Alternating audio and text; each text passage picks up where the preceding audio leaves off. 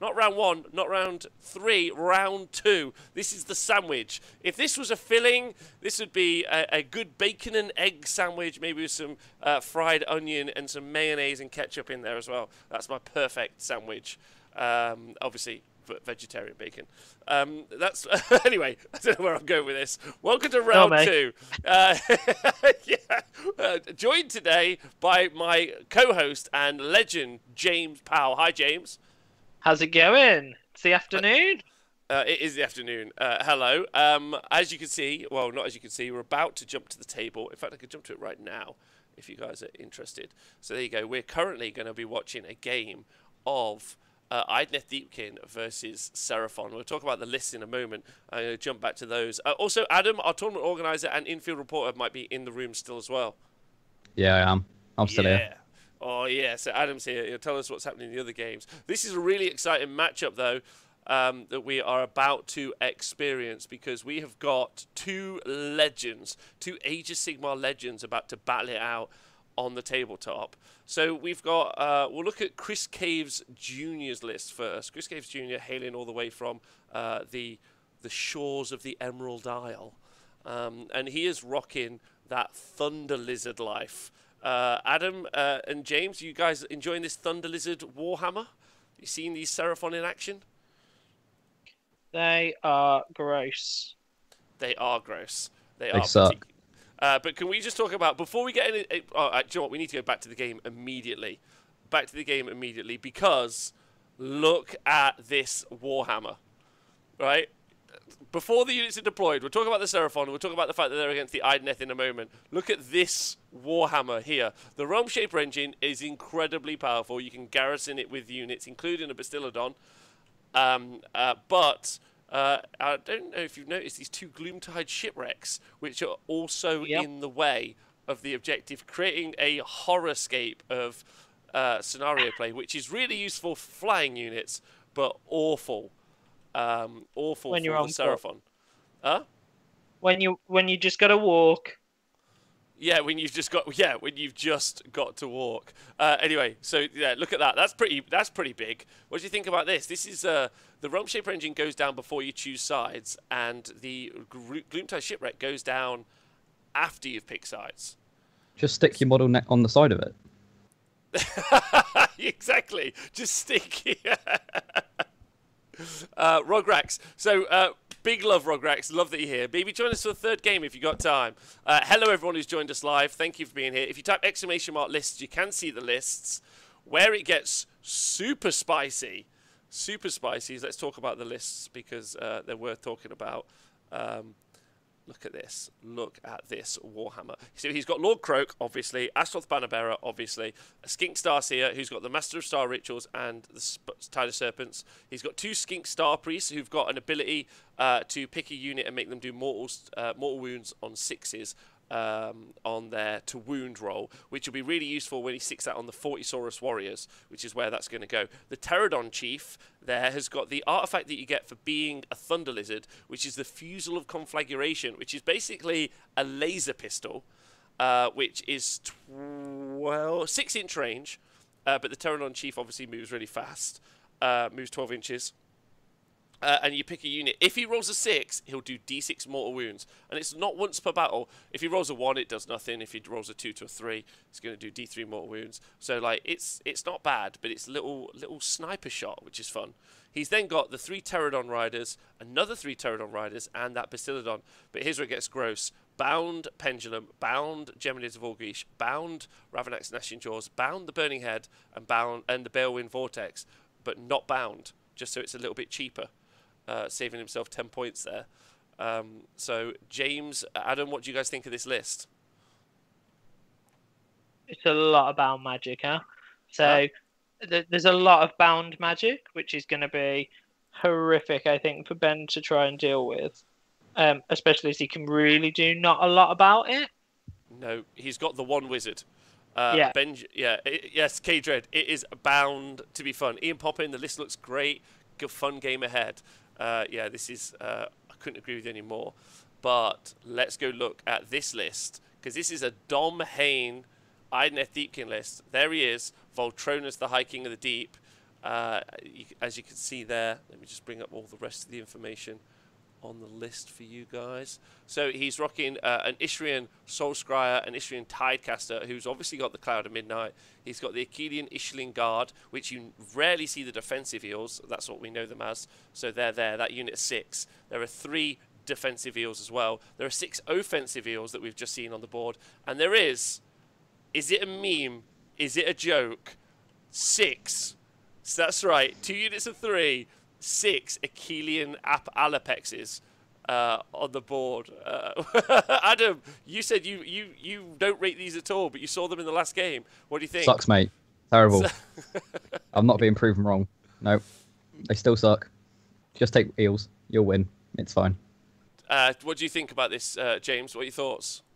I really like this shark model, so it's nice to see it. I'm not. Yeah, it'll be interesting to see. I think. I know, like, there's been a lot of kind of hatred for those sharks since Deepkin came out because it's a great model, and no one's really found any uses for it. I don't think. So I think it'll be super interesting to see if this does well at like an event like this against a player like this. Then people maybe will start to pay attention to them. Yes. No. So, well, both of these 2 players are pretty famous, right? Chris earlier in the year was taking out tournaments here in the UK, but has been taking them out in Northern Ireland for a while as well. So Chris Caves Jr. Benjamin obviously needs no introduction. Mr. Benjamin Sava. Again, going back to his love of elves, doing so well with his Daughters of Cain, but he's also done well with Bone Splitters, Nighthaunt. He's one of those players who's definitely not the one-trick pony. And I've played against this list, and it's terrifying because turn 3. What's going to happen is he's going to do nothing until turn 3, and then he's going to get his whole army will have always strikes first, basically, so they'll all get to engage first in combat. He'll pop as many command points on Voltronus as he can to give +1 attack to everything, and then those sharks will do terrifying amounts of output. So it's kind of interesting. We talked about this a bit off air, didn't we? We said one of the things that's interesting about the way that Benjamin has approached this army is instead of thinking of them as offensive eels that are always going to do the damage, although obviously there are 6 of them in there, he's thought about it's like a weight of dice army. So all he's going to do is wait until he's got always strikes first, and then can do like 1 billion attacks of each of the sharks, and then hammer them in, and then he's way more defensive with the defensive eels. So, but it's against Seraphon. Seraphon have got all the things that you need. They've got Rend. They've got Mortal Wounds. They've got command points for days. They've got board-wide damage, pretty much. They've got all of the things that you could maybe need. But they normally operate in a castle-style structure, and that's going to be really bad for them, especially as the Gloontide shit reps will be in effect against them. So, it's super interesting. There's no Salamanders each of the 2 objectives in the middle. 1 for your objective in the back, for your home objective, and 4 for your enemy's objective. So really what you're doing is you're spending a lot of time trading off units in the 2 center objectives while trying to make sure your back objective doesn't get hurt. Now, Chris has got a lot of smaller units. He's got 3 Pterodons. He's got a couple of units of Skinks on foot. So he's got like these little units that he can trade off, whereas Benjamin's units are more like, they've got that big hammer unit of 6, that big anvil unit of 6 defensive eels, and then he's just got the sharks. But the cool thing about the sharks is their shooting attack. They can kind of get amongst it, if that makes sense. So I'm all for it. I want to know what you think, Twitch chat. I want to know what you think, Adam. I want to know what you think, James. What does everyone think about this? I reckon the Deepkin have got quite a strong position here, if I'm honest. Even though they're sharks, they should still be all right. It's whether he can help like control his back objective while still going forward to his opponent's back objective as well. Because obviously he's not got that many models. And can these Salamanders or can these Seraphon teleport? I can't remember which one he's playing. No, these are Thunder Lizards, so I don't think they can. Okay, so it literally basically means that Benjamin can literally just sort of go forward as fast as he likes, if you know what I mean, and then just try and hammer at that at Chris's home objective, and just try and keep scoring big in the first like 3 turns, and then he can just sort of die in the last 2. Yes, yeah, I think I think you're going to see both players sit off a little bit, but it's whether or not Chris can get up on points early enough by jumping on those 2 on those objectives. I think I think it's, but there's that big unit of another really scary unit. This big unit of 40 Saurus warriors. If they get all of the buffs on them, they can have +1 save on them. They can fly. They can have re-roll their saves against shooting. They can do mortal wounds on 6s. On 6s. Oh my god, is that doubled? I've just realised he's got 2 Skink Starseers. Can you double up on that? Do you know? Yeah. I'm not. It's okay. I'll answer my own question for myself in a minute. Would it be cancelled by the rule of 1, wouldn't it? That you can only cast each. No. It's not. It's not that. It's in the hero phase. You can pick one friendly Seraphon unit wholly within 12 inches of the model. If you do so until your next hero phase, the unmodified wound roll for an attack made by the unit is a 6. It inflicts 1 mortal wound. A unit cannot benefit from this ability more than once. Whew! I was all scared then. I was like, don't do that. I don't want that to be a thing. Can you imagine? Can you make those Saurus warriors fly then, can he? Pardon me? Can he make those Saurus fly then, can he? That's going to be big trying to get over those Gloomtide shipwrecks. Yeah, the command ability. Yeah, so does that mean there's also no teleport? Oh my god. I'm so sorry, everyone. I've just come back from my lunch, so I'm just chilling out. No teleport is Thunder Lizard a coalesced, so you don't get a teleport. So there'll be no teleports right now in the list. So it's just going to be... I feel this is Ben's game. Don't know. I don't want to make predictions, but I'm very excited. This is good that we managed to get probably one of the hottest games going, I think.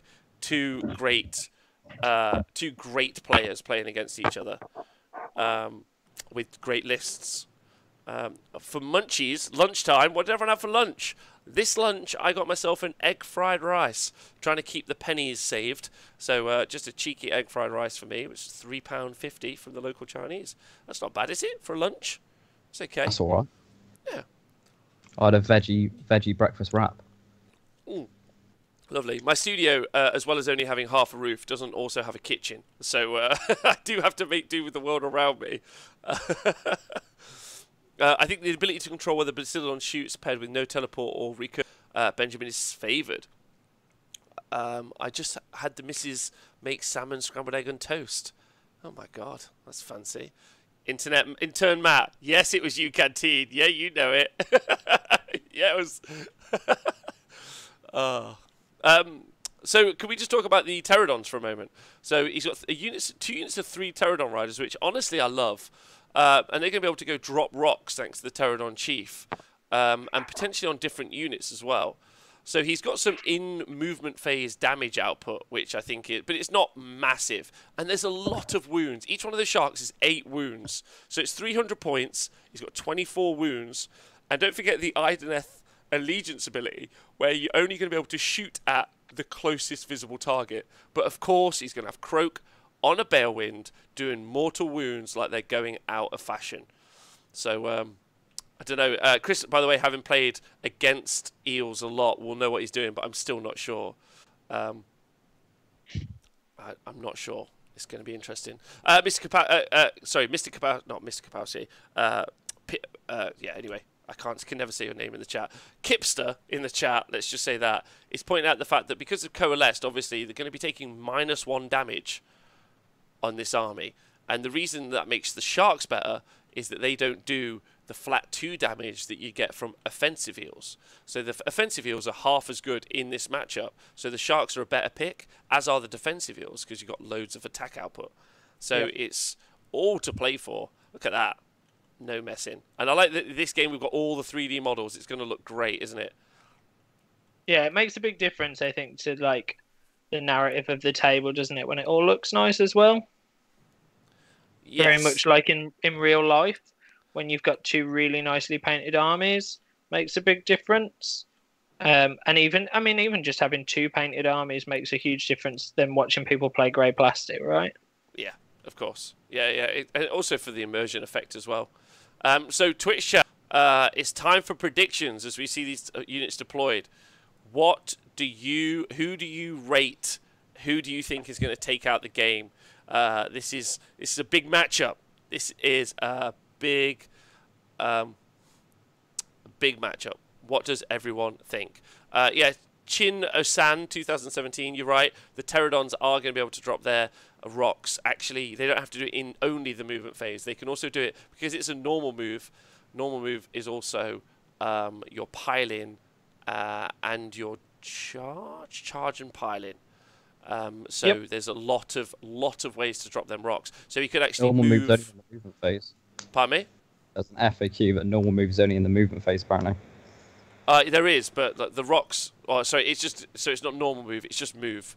It's described as move, not normal move. There is a difference between move and normal move, and why there should be. I don't agree with whatever. War Machine reckons it's over in turn 1. I'm going to wussy out and back the Seraphon, says Aaron Wilson. War Machine says lol. Kipster says Benjamin to win with the Sharks. The Lizards are going to need a bigger boat, says Joshua. My money's on Benjamin. Also the ability to shoot what can be shot at, as well as the Cloud of Midlight is going to be big. But the shooting output from this Seraphon list is minimal, right? It's the Bastiladon. They're scary though. But it's just one. Like, it's 230. It's 230 points of the army. That's it. Okay, so there's only one Bastiladon in the list. That can shoot twice, right? Yep. Which is obviously great. But there's 40 Saurus Warriors. There's Croak. So there's as much mortal wound output coming out of Croak as there's going to be damage coming out of that one Bastiladon. I don't know. Yeah, I don't know. I think there's something about Bastiladon as well, isn't there? Like if it can tag, if it can tag, like a squad of sharks, yeah, it will get messy. I think with them trying to chew through it. So I guess he can try and hold stuff with it, can't he? He can. In the realm shape of the Bastiladon, we'll be able to shoot onto both middle objectives. So I think that he's gonna have oh no, I've grabbed something. I don't want to do that. So sorry, players. I'm gonna take off my own ability to grab things. Oh. Go on, just flick something across the table. Okay, no. So there's nothing in Deep Strike, as you can see, with the exception of what is affectionately being nicknamed in the Sigmar community, the Pointy Man. Here he is. Because of his incredibly hilarious pointy finger, and then he just points. Because he just points, and 6 offensive eels. Yeah, it's probably one of the funniest models in the game, actually, for how much it pisses me off. It fires a bunch of fish at you, and then points and makes all the other eels go faster. Yep, it's really annoying. Yeah, it's really really annoying. So the he's like a traffic warden telling you where to go. Yeah, yeah, go over there. Oh, so it's game off. Yeah. What's happened, James? Literally nothing. Hang on. Oh, no, but who's going first? That's the hot cards. Seraphon going first. Were they given the turn? They must have been given it, yeah. Yeah. Okay, so Seraphon have been given the turn, and we're in turn 1. Seraphon got the first turn. Yeah, this game is really hype. This game He's only got 4 command points. Who, Seraphon? Yeah. Yeah. Well, where it gets really wild is when they just keep saving them up. So, like, turn 2 or 3, they're like, right, they're rerolling ones to hit, they're rerolling ones to save. Yeah, reroll charge. It's just, do you know what I mean? It's just all of the buffs. I wonder if he's just going to go in right now with the 40 Saurus and teleport them. You can't teleport though, right? Oh, yeah, he can't teleport. Ignore me. I'm so used to the Seraphon teleporting. I'm sorry. You're right. No teleports. Seraphon are going to stay where they are. Huh? Because you get too excited. Yeah, I do get too excited. I'm really excited. What up, dude, our day? Mortal Wound, Mortar Bombs incoming. Yeah, so there's a lot of spellcasting in this Seraphon army, but also a lot of ways to generate command points. Croak rolls dice, so he gets 1 a turn. Croak rolls 3 dice on 4-ups, he gets 1. He's got a Skink Starseer. He rolls 1 on a 4-up, he gets it. He's got 2 Star Priests, 2 dice. Oh, he gets to roll a dice each on a 5-up. They're going to get a command point. So that's loads of ways of generating those command points, which the Pterodon Chief is going to be able to use, obviously. Croak is going to be able to use, yes. So there's lots of opportunity for that. And so I don't think he's going to do anything, though, right now. I'm not sure. War Machine, the missus is making me go out for a walk shortly. How selfish. Can I listen to this via podcast? I'm afraid not. You'll be able to listen to it back on YouTube or watch back as a VOD on Twitch. But it is always free to watch. So just if like anyone wants to support the show, obviously, Patreon's your one. Anyway, so James, we're in the hero phase for the Seraphon. Yeah, we're just watching a lot of mortal wounds going off. Okay, so what? So he's cast Comet's Call. Yeah, he's randomising who he's going to hit because he can't decide. Okay, so there's 3 mortal wounds on the sharks on the left. So interesting, he's decided to go straight for the sharks. Yeah. I was wondering if he might just start going for the wizard, especially the guy with the Cloud of Midnight. That seems like it would make the right choice. Well, he's dropped 1 heal down to 1 health, I think. Okay. Okay. So I guess. I think I'd maybe start getting rid of the caster just because he's got the Cloud of Midnight, which will come into really big effect, right? Being able to shut down just maybe that Basti shooting for a turn. Yeah. Not really sure. Do we know if anything is inside the Realm Shaper engine or not? I don't think so yet. Maybe a Skin Priest. No, there doesn't seem to be anything in it at the minute. He'd have to wait to the movement phase, though, to...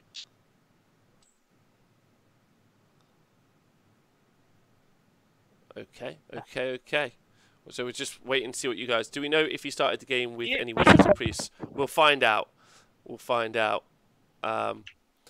So we're seeing what everyone else in the chat is saying. Zango Jack says, I've only played against Deepkin a few times, but every time I played, those ships have fucked everything from turn 1. Yes, so he's going to be able to roll for the Gloomtide shipwrecks, right? To start doing damage in there. Bound Geminids. These are horrifically obnoxious. We've just seen them cast. So they've got an effective range of 26 inches. So yeah, 26 inches is where he can move them to, and that means that in the next turn he can move them 8 inches every turn, unless they're unbound, wherever he wants them to go, which is just the worst situation. So he can go and drop them on an objective. As you can see here, I think he's trying to make it so that he's either going to affect the left or right objective depending on how it ends up going or where anything moves to. So just so powerful. -1 to hit or -1 attack or both, looking to affect their board. But they're going to be in play now for the whole game. Unless there's something done about it, which is unbound, right? Yeah, unless they're unbound. And there's only, I mean, can we talk about how little hero phase stuff that we've got going on from Benjamin? Yeah, it's going to be 2 ends of the spectrum, isn't it? So we're going to have a really long hero phase on one side, and then 1 wizard on the other. Yeah, and and we've also got Voltronus as well, who can ignore spells on a 3-up. So he's got the ability. So he's got the ability to. So there is some anti-magic, but it's more in the defensiveness that you're going to see from Voltronus. But for output, like Croak's not even getting rolled. He's getting 1 dispel attempt. He's going to have plus. So he's got +1 to cast base. He's going to have +1 to cast from the constellation. He's going to have an Ashloth Bannerbearer nearby that's going to give him an extra +1. So he's going to be sat on +3 to cast with +6 inch range, and if he gets the Vortex off, the Bellwind Vortex, sorry, he's going to have +12 inches to all of his spell casting, which is going to be very good. So if you would like to, if someone could type in !, listen to the chat, it's easier to see them on Twitch, but if you are watching on another platform, I'll just type it into the chat for you guys right now. There you go. So you guys should be able to see. Oh no, my chat's broke. Disaster time. I didn't want you to type it. Disaster. I'll go and fix that while you let us know what's happening, James. So at the minute, we're realistically watching this. The Seraphon. Oh, hang on.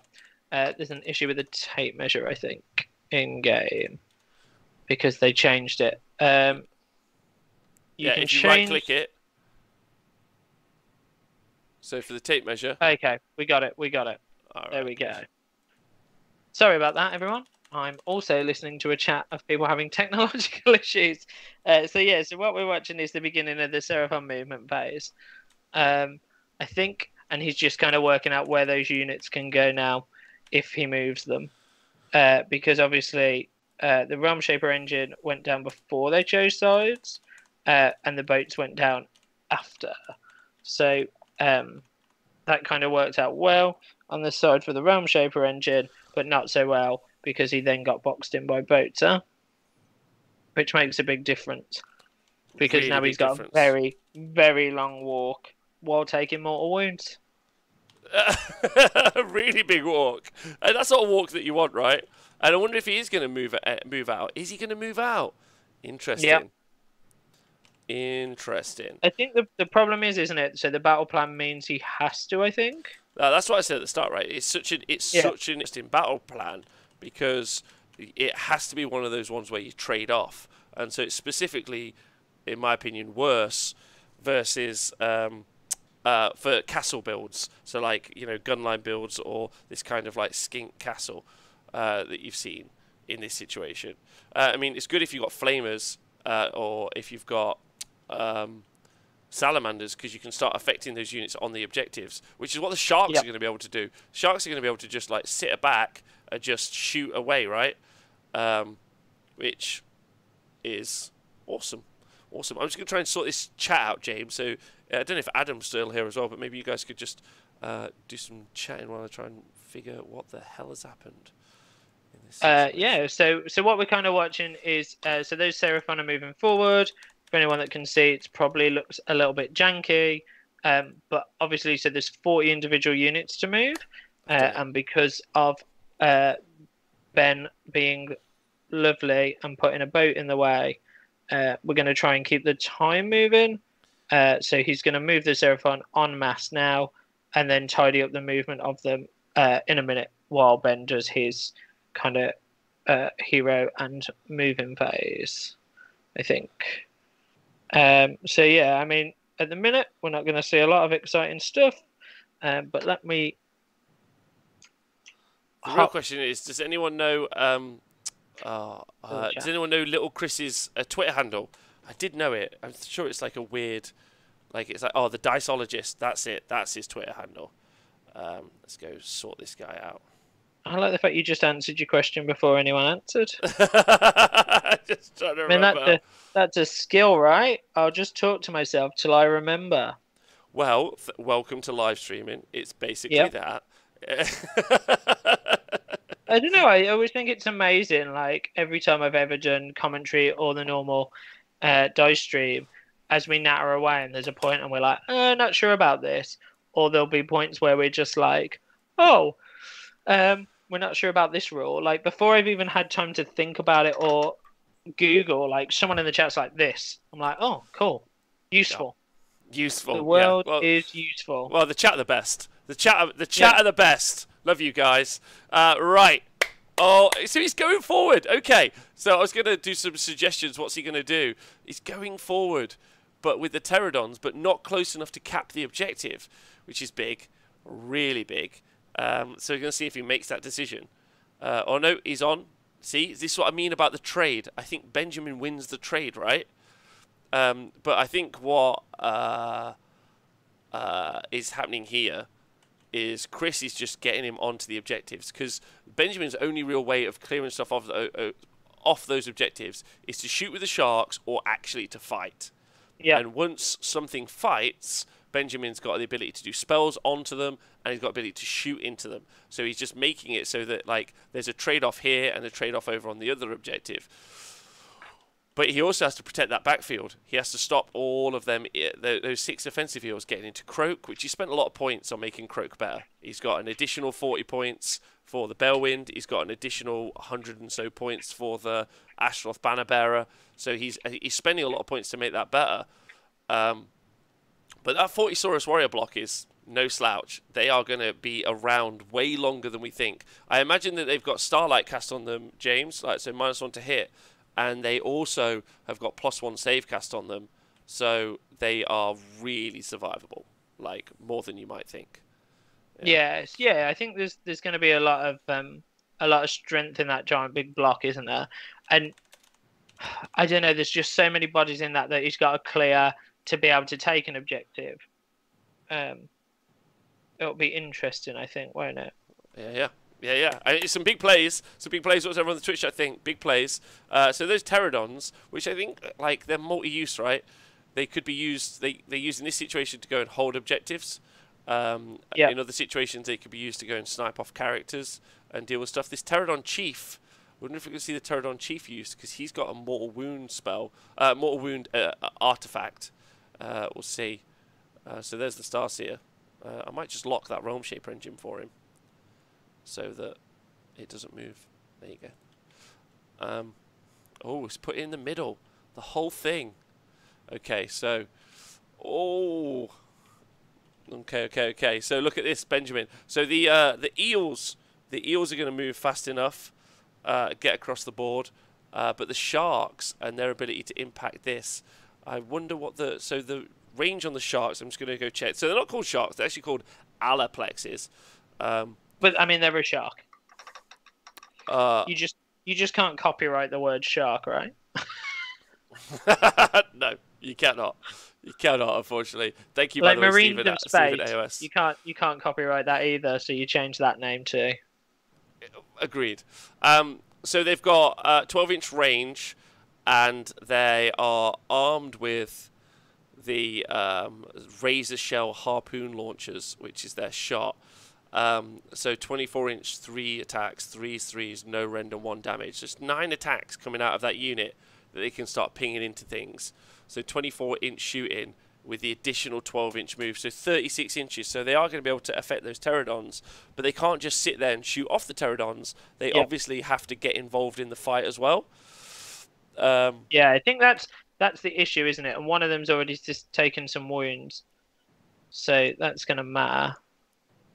Yeah, they've also got some cool abilities, the Sharks. They've got, at the start of the charge phase, if a unit is within 12 inches of an enemy model that have been allocated any wounds, you get to reroll charges for this unit in the charge phase. Oh, nice. Yeah, which is good. Now, the big thing about this unit is the fact that they have a Ferocious Bite, 1 attack each, 3s and 3s, rend 2 and do 3 damage. Now, obviously, when he uses Voltronus' command ability to maybe add 3 or 4 attacks onto that, he could potentially be getting up to 4 attacks per Alaplex, hitting on 3s, wound on 3s, rend 2 doing 3 damage each, and obviously he's got 2 units of 3. So if, let's just say he puts 3 attacks on, yeah, that unit will be doing 12 attacks each, and it'll be on both units, so 24 attacks, hitting on 3s, wounding on 3s, rend 2, 3 damage. Yeah, so it's good. That's all, it's amazing. But that's going to require turn 3 to happen. But that's the end of the Seraphon turn, as you can see, and somehow the Idoneth Deepkin have got a spell off against Croak, and the Chronomantic Cogs have been cast. There you go, and I imagine he'll be speeding up that time. There we go. But we'll find out if he is speeding up time in a moment.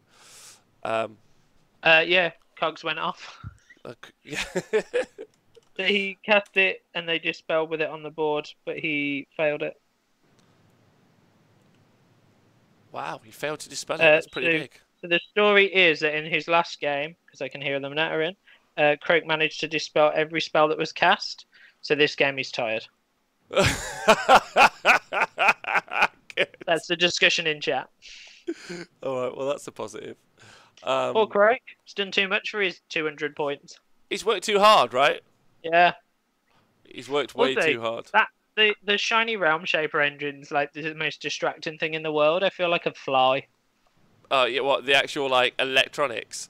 Have you ever thought about putting actual electronics into your, like, buildings that you might be building at home or terrain or anything? I might have a Beast of Chaos one that lights up. So the Beast of Chaos little herdstone, the eyes on it, and the fireplace turn on. I used to turn it on every turn when I set some goats on fire. That's great. Oh, here we go. So we're going to have three.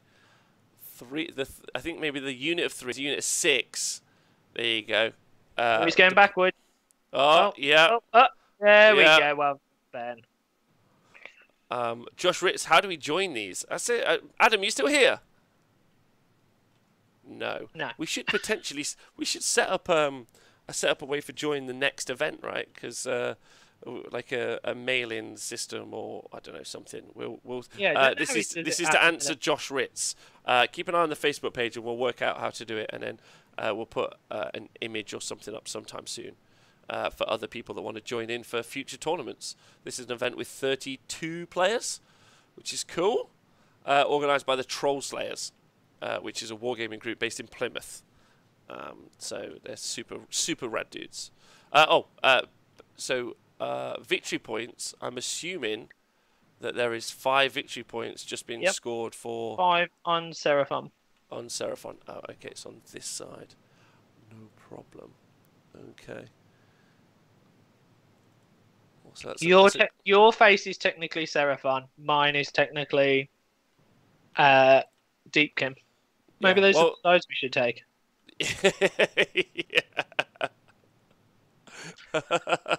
I know, Ninetale. Stop stalking us, you weirdo. So he's taken out the big unit of 6 defensive eels, and then he's put them on the board, so they're in play, making me feel like he's gonna just invest everything in the sharks. I do wonder about that, but maybe he's not even gonna charge. Maybe he's just... he doesn't need to. He doesn't need to, so he might just outscore him. Which I don't know, though. Because he's going to get hit by Geminids, whatever. Yeah, you're right. He might just kill the Pterodons. Listen, I'm not saying... He's still moving, as you can see here. But I think one of the things that he's going to want to do, like, potentially, is make those Saurus Warriors have a more difficult charge. But... He might also just want to take out the the Pterodons, and he might be really comfortable with the counterplay in getting hit back by the Saurus Warriors. This is where the double turn is amazing for you guys like watching at home. Again, in how you play Warhammer really well. Both Chris and Benjamin are amazing wargamers. So as you can see here, Chris is set up to score an objective, scores a point, and also countercharge if he gets it. If he doesn't get it, he's also able to shoot and do some play here. But then if Benjamin gets it, he'll be able to charge and then get into the back, potentially charge and get into the back. So there's risk versus reward occurring for both players in this setup. So that's a great battle plan, but it's also just a great game. There's loads to play for.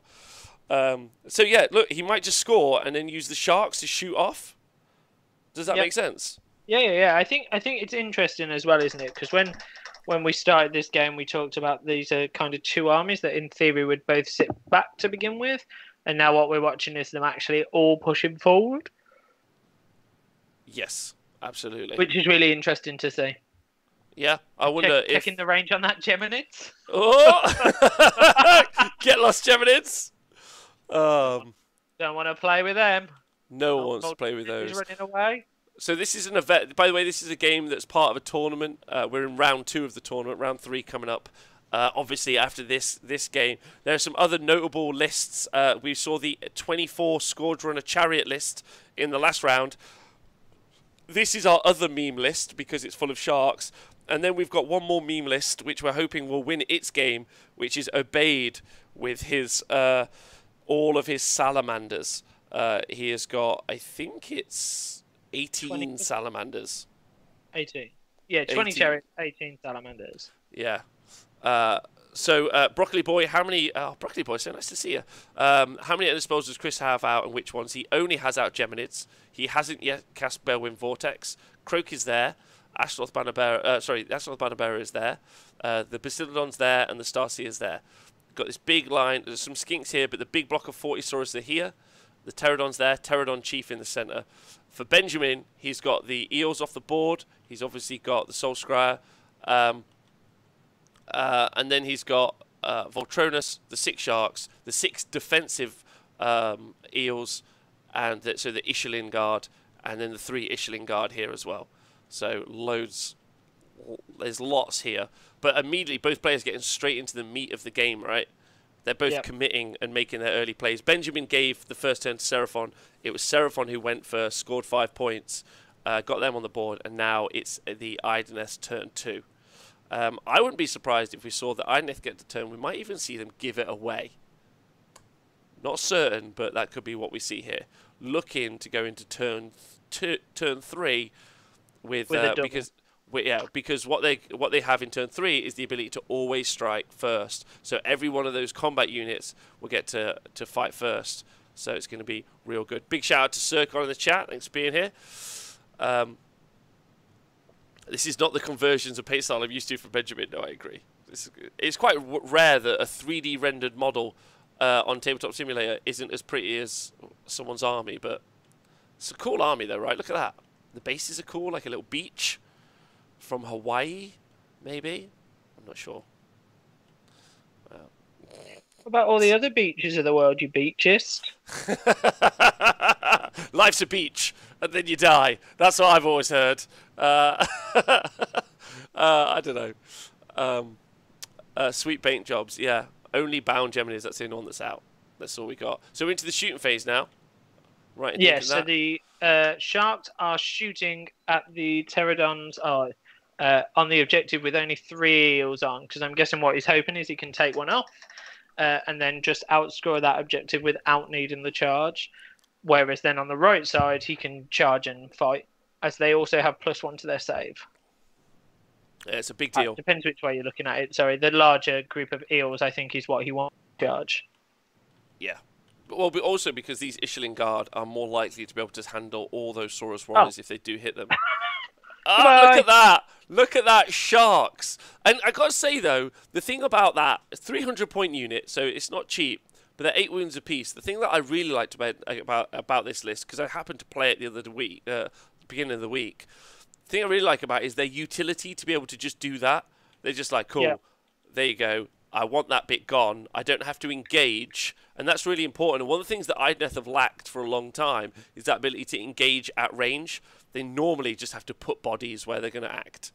Yeah. And they don't have to in this situation. So, do you think there's a bit of animal cruelty to that though? Because I mean, technically, those sharks definitely want to get some blood and eat, and shooting a big bow off them means they can't. Don't worry. When we get to the turn 3 combat phase, priority. Oh, I told you he wouldn't charge. So it has gone to. It's a 5. Who's red though? That's the real question. I've got lost. Chris Caves is red. So Chris rolled a 1. No, a 5, and then Ben rolled a 2. And Benjamin rolled a 2. Okay, so it's gone to Seraphon. Whether or not they're going to take it, no matter what, they get to move Geminids now because it's bound. And big shout out to my man 80 Mac in the chat. Love that guy. And Pete Pratt. There's fucking loads of hobby heroes in the chat. Big fans. So he's going to move bound Geminids wherever he wants. Wherever he wants. Left or right. But then he gets to choose whether or not he's going to take the turn. And the real question is, James, what would you do? Twitch chat, what would you do? Seraphon get the choice. I don't know, like he almost... I don't know, it's dangerous, isn't it? Because realistically, Ben's not going to want to drop... Oh, hang on. They're about to choose, I think. Okay. Okay, so he's debating it. So I think for me, like, it's hard, isn't it? Because those eels that are waiting in reserve, he's not going to even worry about it, isn't he? Until turn 3. So I think, I don't know. So they're currently debating that sometimes it's nicer to lose a priority roll so you don't even have to make the decision. Yeah, because this is the thing. Most players at this level play to give the turn away a lot of the time. But now, Chris hasn't set up overly aggressively, and neither has Benjamin. So Benjamin hasn't really left himself particularly vulnerable. And don't forget, these eels are defensive eels. So their ability to take a hit is way bigger than the offensive eels. So it's whether or not he wants to put it out. Croak's all the way back here, so his ability to affect the mid-board is actually a lot weaker at this stage. I don't know, if I was Seraphon, I honestly would be tempted to give it away. I lose the Pterodons again, but it's... I don't know. It's a good one. That's a good pickle. I wonder what everyone is thinking. He didn't get buffs when charging, so it's probably better for Chris to charge them first. That's true. Give turn away so you don't get double turn with the tide coming up. I think that's a good point as well. I think that's a good point. Give the turn away. I think Yeah, give I the think turn that's away. probably the strongest kind of argument at the minute, isn't it? Because the last thing you want to do is get double turned when you've got no control over what goes first in combat. Yes, but it also means right now he'd be able to just go in and commit a bunch of, like, it means the next turn he can go in a little bit harder. But then Benjamin just has to sit on those objectives this turn. He doesn't have to go any deeper into the lines. Yeah. So Chris would be in the same situation. The only advantage he's got is that he could play to double, which is very different to hoping and dreaming. They should be both on 5 victory points, right? That should be the science. Yeah. Yeah. Okay, good. Attack heals less with the -1 damage. That's true, but there are no attack heals on the board. There's only 3 defensive heals and another 3 defensive heals. 6, isn't it? 6 defensive heals and 3 defensive heals. Yeah, 6 defensive heals, 3 defensive heals. The Sharks, but the 6 offensive heals are off the board.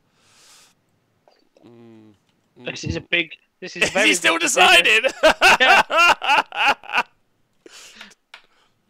I think I'd give it away and see if Benjamin commits more. I don't think he will. I think if anything he'll play defensive, but he has to put himself in position to hit with those Sharks the turn after. If that makes sense. Yeah. I maybe wouldn't have even ever put out the Pterodons. I don't know. Maybe just left them behind the screen and made it so he just runs his guys on as a play. It's pretty big. It's pretty big. Those eels are just the whole Idoneth army is so dumb fast. Yeah. Faster than those flying lizards. Yeah. Stream is up. I don't know if people can see. The stream should be working, or I'm hoping the stream's working. Can't wait to get a new office, James. Get that fast internet. Ooh, one day. Right. No one in the chat can decide. Yeah. None of us know. None of us know. Oh dear. Flip a coin? That's the suggestion? This is the longest debate ever. Only problem with giving it away is he doesn't have to commit with anything to score both again. So Seraphon are stuck in the same position. They are, but they get to play for the double. Whereas if they take the turn and move out now, then Benjamin, that's the play. He has to just give it away. He has to give it away so that he can go and commit more. Right? That's what I think. Okay, so he's now moving Geminids. Okay. He's built a little castle right at the back. Yes! Rugrex, we are playing fantasy at the end of the day. If we weren't all building little castles, then what would even be the point? Look at these Saurus Guard. They're so ready for a bit of a castling. Yeah? Either way, turn 3's coming up. So it's a bit of a wreck. This is a great battle plan. This focal points are both really great battle plans for really countering castles. And even countering eels to a degree, because you have to go and get onto objectives, drop little 10-mans. It's where, like, little squads of Blood Reavers become, like, the legends that they are. Like, just, you know, little 10-man units of just whatever. They just become great, because you just, like, they've scored. Use a corn unit? We can't be friends anymore. I'd give it away just to make it seem like I knew what I was doing. Well done, Winner Dave. I agree with that. He has to give it away. Volty will move up to buff Sharks, turn 3 in range for gems, and Croak to get him if it cripples. Tough. Benjamin really made good moves in the movement phase. Yeah, Benjamin's no messing about. You're talking about a guy that has traditionally played like pretty low movement armies. Okay, that's not true. so, That's not true. That's a lie. Go on. Eels have been given the turn, I think. Nailed it. Absolutely nailed it. He's done it. That's the right. I think that's the right decision. I would really enjoy it if Benjamin just shoots off. Go on. +1 rerolls 1s on save on the big unit of defensive eels, and Croak failed to dispel it again. Oh, wow. Okay, Croak's failed to stop this little fella. Yep, twice. What sort of magic power is this? Look at this. Oh, he's got that symbol. Look at that. And a fish. He's got a fish helping him cast spells, so it's just way more powerful. Like, maybe there's a fish that Croak used to fancy there. Rograx, interesting question. In comparison, Benjamin and the eels are actually... these are Shining Spears. So he's got a unit of Shining Spears off the board, and then imagine defensive Shining Spears. That's what we're seeing. So Benjamin's actually playing Eldari, and I think in the comparison, so he's popping his Gloomtide Shipwrecks now. Yeah. Yeah. So they're going to do the damage, right? So is it? He has to roll a 4, is it? Let's go find out. I basically ignored the Gloomtides because there's very little you can do with the Gloomtide Shipwreck. Yeah. Does that make sense? So it is at the start of your hero phase, roll a dice for each unit within 3 inches of this terrain feature, which is quite significant range, right? Yeah. Do not roll for Idoneth Deepkin units. On a 4+, they suffer 1 mortal wound, but on a 6, they suffer D3 mortal wounds. Okay. So, at the start of your hero phase, roll dice for each unit. So I think Donaldinho. Oh, I'm so torn. Yes, I'm really happy about Donaldinho being torn about who he's voting for. I don't know who I want to win. Took him so long to make the decision. He could have fit a turn in. That's true as well. That's true. Load of love A coming turn? in. You'd have got 4 in that. Yes. I could be having lunch too. Fish greater than frogs, apparently, says Grinaldi. Fish are greater than frogs. Are fish the natural enemies of frogs, or is it the other way around? Either way, it's a very aquatic game, isn't it? Yeah. Yeah. Should have had a waterboard. Oh, so he's sending in the defensive eels.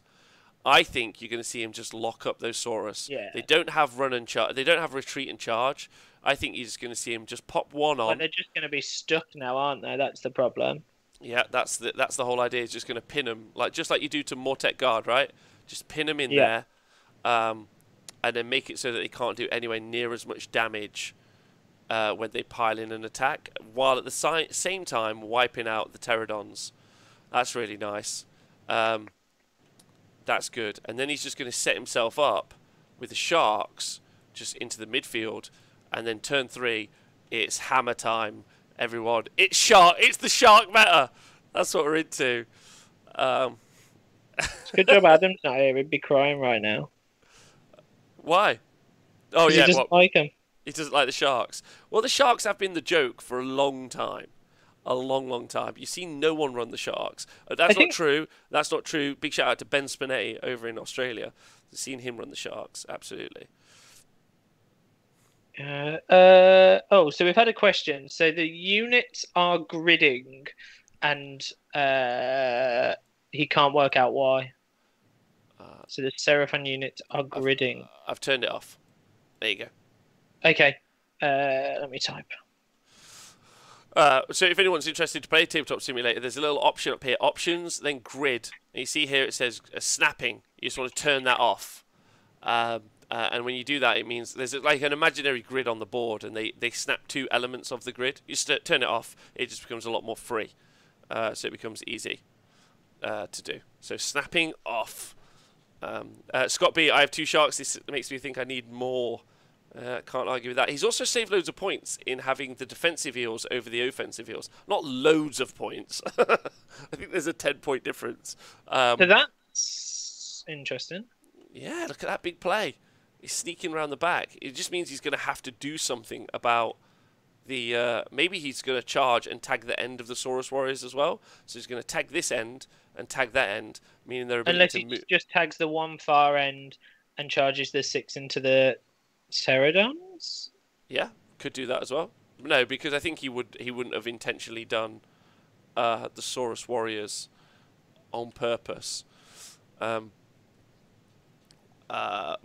Bennett Cancon, great bloke, and never underestimate the Sharks. Brutal on turn 3. I agree with that.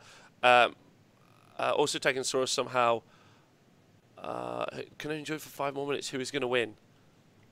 I don't know what to call it right now. There's a lot of output from the Seraphon. A lot of output. We're going to win because we're... The hobby wins. Yeah. The hobby wins. There we go. Yeah. That's right, Warmaster. You're right. I mean, this is what the reason... Can we talk about why these units are so good? It's not the defensive buffs. It's not on turn 3 that they're all going to get strike first. It's none of that. It's this movement. It's the fact that they've been able to just move so damn fast. That's why, like, it's just a super, super powerful book. Is because all of their good units, like, it's also a really weird and janky book, the Idoneth Deepkin book, because all of their other units are just awful compared to their movement 16 counterparts. Like, yeah, so much so, like, it's just wild. Like, and we've seen this time and time again when Games Workshop accidentally, like, fluff rules up. So we've seen Skyfires and Enlighten do the same thing. Again, 2 other really, really fast units. So it's really either mobility or teleports that have really defined Age of Sigmar for a long time. Fireslayers teleport onto objectives, both in this set and when they were last really strong. Change Host, Vanguard Wing, Change Host now again. Bone Splitters had the ability to run and fly and shoot, but Bone Splitters was a bit of a unique build, really. So it's always been movement. Movement and teleports have defined the game at the top end of competitive edge, which is why I'm wondering, now we're seeing Chris without a teleport, we might be noticing that, like, a lot of the Seraphon players have always chosen that teleport, right? They've not gone coalesced, they've gone for that. They've gone for the ability to move around the board, and we're missing that now. So we'll see. Yeah, I think there's an interesting part to that, isn't there? Like, teleport changes the game. Like, the ability to just pick up and move a unit, the same as, and I know, like, I talked to him about it a long time ago, but back when Ben, who's obviously playing now, was playing his Daughters of Cain lists. Yep. One of his debates that he always had to me was that his Canary were more powerful off the board, low to the chart, than they were on the board because they created fear. And I think basically that's realistically what that bunch of eels is doing at the back now, isn't it? They're off the board. They're still a threat. They will be useful, but at the minute they still mean that screen of skinks has stayed at the back for like the whole game. Yeah, no, you're right. Yeah, like, that's just incredibly solid point. Like, you just can't move anywhere until those eels are deployed. Like, yeah. It's a really, really good point. And it just shows, like, and it showcases how much that boxes in the game. But I still love Age of Sigmar when it's like this, when it's this movement meta, when it's all about controlling board space. It's just so pretty to watch. But if we're talking pretty, then no one could be described as prettier than Mr. Adam Mumford, our tournament TO, and also the man who is going to tell us what's been happening at the rest of this tournament, which you can follow along on Tabletop TO. Yeah, that's it. Adam, how are you? I am fucking great, mate. How are you? I'm great. Thanks very much for asking. How's the rest of the tournament looking? Looking pretty cool, actually. I won't lie. Most people are playing super cagey and really boring, and I might tell them all to charge forward, or else they lose tournament points. But yeah, I think the worst one is Matt's Sylvaneth game, where he's decided that he's not going to play the game again, and he's now in the corner of the board with a Lariel going, "Please don't hurt me." Because he's playing into Ossiarch Bone Reapers, and they've got 2 catapults, so he's hiding in his woods going, "You can't see me." And the Ossiarch player can't actually do anything to him. So, because the Mortek Guard are so slow that he can't get onto the objectives. So Matt's got trees on the objectives with his guys in, going, "Oh shit, they're coming. They're slowly coming forward, guys." The inevitable is on the way. Okay, so that's our one Seraphon player at the event. How is on the top... well, no, you tell us what's happening on the other tables. You tell it. Carry on, sorry. So on table 1, you've got Owen Jackson versus... I can't remember what he's playing. I'm not going to try his name because I butcher it every time. But he's playing Go Seraphon. on, butcher it on stream. It's not happening, mate. Not happening, bro. So it's Owen Jackson versus Seraphon. That's what I'm going with. And it's looking pretty close at the moment. Owen's sort of controlling most of the objectives at the moment. But I feel like the Seraphon are probably going to start mortal wounding him off the board very soon. So that's probably not going to go great for Owen there. Table 4. Well, I'm sorry. Can I just touch on that a little bit? Yeah, man, do it. Actually, Owen's list, if you guys want to go and check it out, is specifically designed to go and fight that Seraphon bunker. A bit like what we're seeing here. It's got it's a Slaves to Darkness army, but Khorne, and he's got they got the spell shields basically on the Karkadrak. Got spell shields also rocking on the Chaos Knights. So they're ignoring mortal wound output that comes from a lot of those sources. It's honestly. I'd love to say that was working, but the turn that I saw, it wasn't working. Oh, okay, never mind. I think he did like 20 mortal wounds went through. So, yeah, I think the plan's gone out the window for that one. Damn it! But okay. he's still alive. He's still alive. All right, that'll do. So that'll do. I had a quick look at table 3. So table 3, you've got Mark Brooks versus Pask, and that is Mark Brooks and his Nurgle versus Archaon and in a Slaves to Darkness list. And they realised that the Great Unclean One's Bell, that gives all Nurgle units plus 3-inch move, also works on Archaon. So yes. Mark Brooks is buffing his opponent's Archaon. Excellent. Good. So that's always fun. And then table 4 is the last one I've got.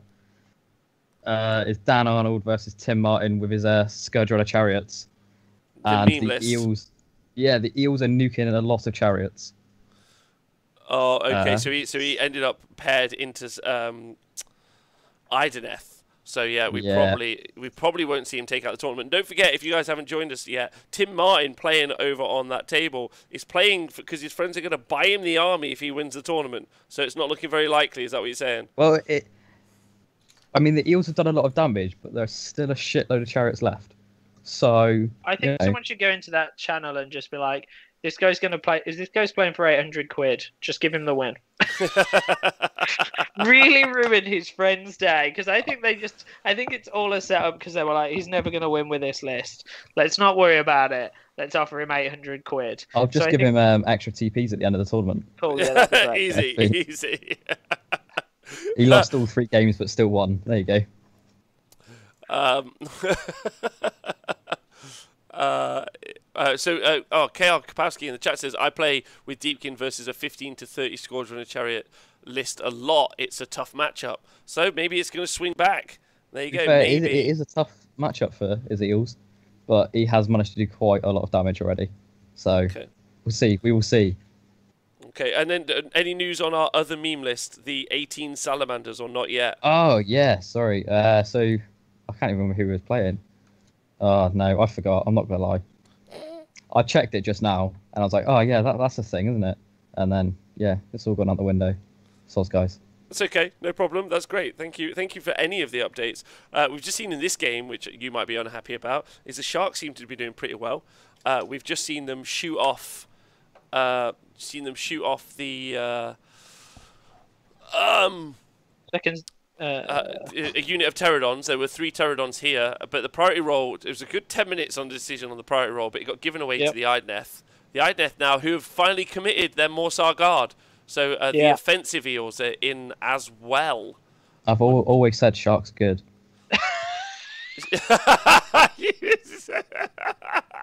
He's been watching you talk, Rob. You have always been saying Sharks good. As a lifelong Shark player. Yeah, as a lifelong... Yes. I own 12. Okay, well... but it's interesting. Chris has given away the turn, so now everyone's in.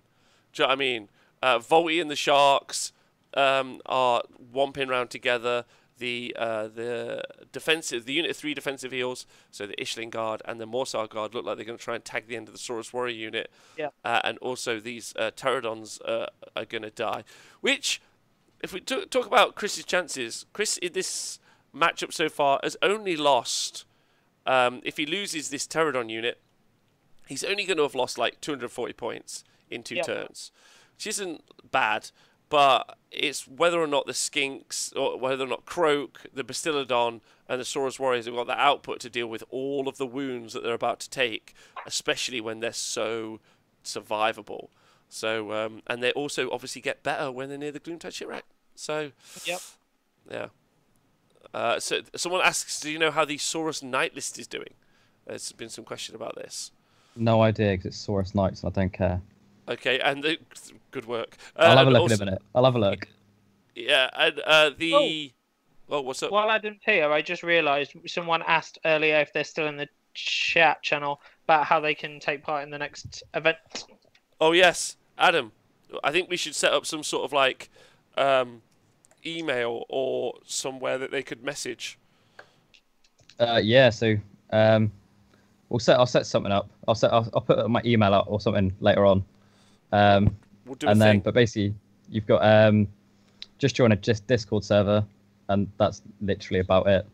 If I'm honest, so it's pretty easy. I'll be doing another one in 2 weeks' time, and then yeah, join the Discord server, which I'm sure we can put out later. And then yeah, just jump in on it. It's easy as that.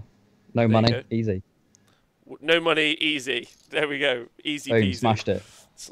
Absolutely crushed it. Perfect. Okay. James, what do you think about the fact that the big aggressive eels are on now? How you feeling? I think it was time, right? So all he needs to do now is pin that Seraphon into the back. Oh, we're seeing. the Pterodon Lord. Pterodon, he got shot off. Yeah.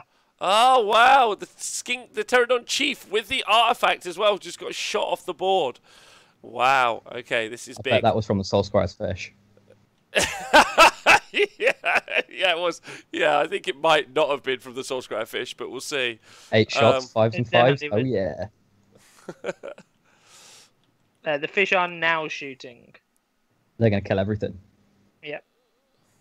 Do you think he's brought down... I think what he's done is he's brought down the offensive eels not to even charge this turn.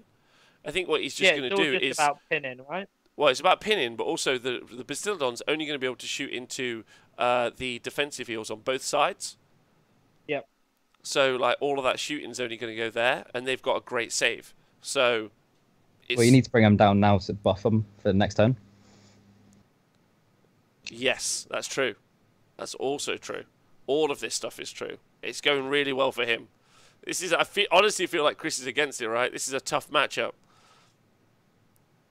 Yeah, I think like it's a tough matchup, but also so I still think, like we've debated it many times before, but I think like the armies that come with terrain now, like it's so random and varied, like what you get and how much space it fills and how important to your army it is. But I do think like the Deepkin terrain, like you just get so much terrain that you can place to control the board.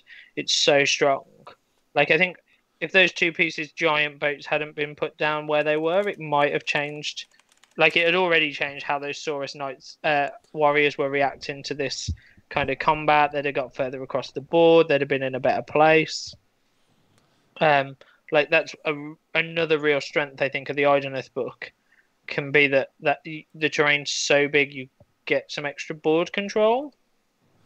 Yes. You might disagree, but I really agree. I really agree. We saw it used at events to some I could only describe as like very negative advantage at certain events. That's how I play them. Yeah, they're a really negative terrain piece. So I'm really hoping to see some sort of rules change when something comes into effect. Can you think of a fair rule change that you would put into them for them, Adam? Make them bigger. I don't think they're good enough yet. I think they should be better. Yes. Yeah, I think the most fun thing is when you see Voltronus charge to the top of the mast and claim that he's 3 inches away from your models. Oh, I do that so often. It's great. Flying in the sky. That's why I bring blue tack to all my tournaments now. I think giving them just one boat, I think that seems fair. Yeah. No. I mean, that's the easy fix, right? Yeah. That's a lazy fix. Huh? Lazy fix. Makes them bigger. Yeah. Well, I just think there's such a negative experience. You put them in a line across the board. It's pretty awful for people to have to Don't take any more from my book. All I've got at the moment is eels. I'm sorry, your book's awful. Like, at least you're not the Sylvaneth book, right? Like, just deal with it. They've got terrain pieces they don't even want. So how's that feel? Yeah, that's fair. They chose it. They chose that life. They did choose the life, the eco warrior life. So we've also seen. Look at that. We've also seen we saw the offensive eels go in the corner here, and the defensive eels go in here. So this Saurus warrior block is about to get whittled down. And honestly, there's been very little very little Chris has been able to do about this. Those eels movement have just controlled so much of the board space. So much of the board space. Which again is why they do really well at tournaments, why they themselves are pretty negative as a play experience. But at the end of the day, you're right, Adam. There's not much else in that book that's any good. So you take what you got, right? Yeah, man. I think the other problem with like Deepkin, personal opinion, is that because they're a newer army as well, like, you know, like the Seraphon book, most people that were playing Seraphon probably owned half of the units already, and I know like there'll be people that have now come to that book and as a new thing. But I think like when a book's older and more established, more people have more of the models, whereas when a book's new, like people could have gone, okay, Idoneth Deepkin, buy the book, what's good, eels, just buy those. So it's even less likely that people are then going to be 10 boxes of eels. Yeah. That's a good point. It's even less likely you're going to turn up and see like a whole bunch of Namai, right? Or some Eidolons. Because when do you look? You wouldn't look at it, would you, and go, right, what's good? Eels. Well, I'll buy some Namati just for fun. Because you're not going to. It's also a really easy army to learn, which is also really great. Yes. What do you mean face roll? It's how I got good at it's like how I got good at like competitive stuff. Do you know what I mean? It was the army that I sort of learned everything with. It's good. It's fun. It also means a really good thing is you have to learn very little. Like if you look at what's going on between Chris and Benjamin's army, Benjamin's only rocking 4 units effectively. I suppose he's got 5. But you got the Saurus Warriors, Bastiladon, Croak, the Endless Spells, Saurus Warriors, the Starseers. He did have the Pterodons, but they have been blipped, obviously. So there's like a lot of choice there. But today is the meme day. Like we've already seen all the chariots win. Now we're looking at all of the sharks potentially take it out. We definitely know, or hopefully Obeid wins his game, so we can finally follow on and see how. I'll go and check on that game now. All right, that'd be great. I'll be back. Thank you so much. Yeah. Big shout out to Cronaldi in the chat because he said it would be a shame if a new book and they made eels not as good because then people would get the eels bad. It's like it feels bad. If you have to explain the joke, it's not worth it. That was bad. Have you got the eels bad right now? No, I had no eels. There was one army that I saw and was like, oh, they look kind of cool. Then read the book and was like, oh, cool, it's 1 unit. I won't bother. Yeah, well, look at this. Well, there's 3 here at least. Sharks are back. Sharks are back. Yeah, this is a negative eel experience, as they call it, an NEE. I'm not making eye contact with it. That joke was so bad it made me feel eel. So yeah, has he popped his electricity? Did he say electricity pop? I imagine so. Yeah. They are the quietest people I've ever listened to. Anyway, I think we'll see the offensive eels attack first, and then the defensive eels will go eventually into here. The Saurus have to pile in this way, and this way. So the Saurus are super pinned in, with the Bastiladon having to shoot either the defensive eels here or the defensive eels, so not loads of options. And as much as Croak is brilliant, Croak is only going to be able to do at most 3d3 mortal wounds into this. Croak's signature spell isn't even useful, which is a horde clearing spell, which is also not useful because there's no hordes. He's against no hordes. It's brilliant. Adam's back to let us know what happened. What happened, Adam, with with our Seraphon player? No, nothing. Nothing has happened. Literally nothing. They've just rolled the priority 1 to 2. Oh no. The Seraphon players sat back in his deployment zone, so Obeid has done not a lot, and he's playing against Tyler with his city's army, who's teleported some Iron Drakes forward and killed some skinks. That's it. So that's the update I've got for you. There you go. I appreciate that. I wonder if all 3 of our meme lists will take out the day.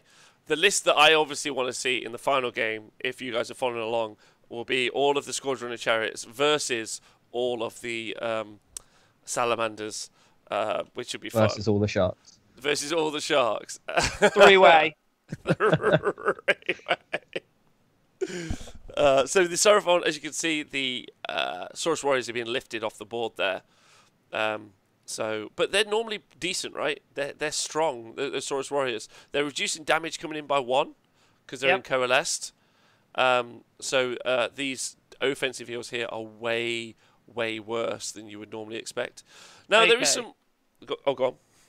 So the aggressive eels have attacked. Oh wow! And they've only done 7. So they've killed 7 Saurus Warriors, which is normally they do a lot more than that. But he's already lost some Saurus Warriors anyway. Yeah. So we're going to see some more attacks coming into them in a minute. The Saurus Warriors as well potentially could do mortal wounds if they get buffed up enough. So they might be a good option to go through. But look at this building blocking this unit of Saurus Warriors, this other unit of Saurus Warriors having to move up and down the Gloomtide shipwreck in order to be able to get in. And the Pterodons. So the Pterodons piled in, moved over the models, and dropped their rocks, dropped their bombs, and did 6 mortal wounds, I think. Well, that's not bad. That's actually pretty good considering they lost the Pterodon chief. Like he's lost some key components of this list because of that shooting. The Pterodon chief would have really changed stuff up. So, honestly, the ability for the sharks to be involved in some shooting and add some just makes this list better, not worse. Yeah. Better, not worse. Shooting's really strong as well at the minute, huh? So I think that helps. And shooting sharks. Yeah. I can't believe it, but I'm so tempted by sharks. They're just like, I know for the fact that they're going to come in and do the damage when they get into it, and they're quite expensive, but they are 8 wounds apiece. You can't just chip these away. That is a 24 wound unit. That's 2 24 wound units there, so it's over 50 wounds worth of shark to get rid of. And then same wounds as a Celestin Prime. Is it 24 wounds? 8 wounds. wounds. 8 wounds. 8 wounds on the shark. Yeah. It's the same as Sigmar's most chosen hero. Stephen AOS says sharks in any other book you'll see them in lists. I think I'd agree with that. I was like, what would I put in? What list would I put it in? And I'm like, yeah, probably quite a few. 4-up save. I think they've got 4-up save. I just have to double check that actually. Alapex is actually not the easiest. 4-up save. Move 12, 8 wounds, bravery 6. Yeah, baby. Yeah. But they just don't make it into this list normally because it's all about those strong ass offensive eels. It's quite expensive for 3 sharks, right? I don't think so. No. It's 100 points per one. Like for 8 wounds, 4-up save, can shoot, can fight. I mean, I'd argue. So what Benjamin's obviously looking to do is he's going to use the command ability on Voltronus to stack all those attacks on the sharks and make them go wild. But little wands of sharks, little 100-point dudes, just like running around shooting, being that guy. That'd be fun. That'd be really fun. Honestly, I don't think that'd be bad at all. So we're in the combat phase. Can you let us know what's happening, James? Yes. It's alright. They're having some connection issues with their chat. Oh, okay. So they're talking very little.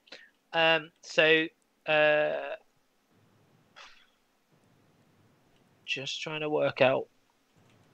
I'm pretty sure he's fighting with a set of eels, but I haven't yet worked out if it's into the Pterodons or the Saurus warriors.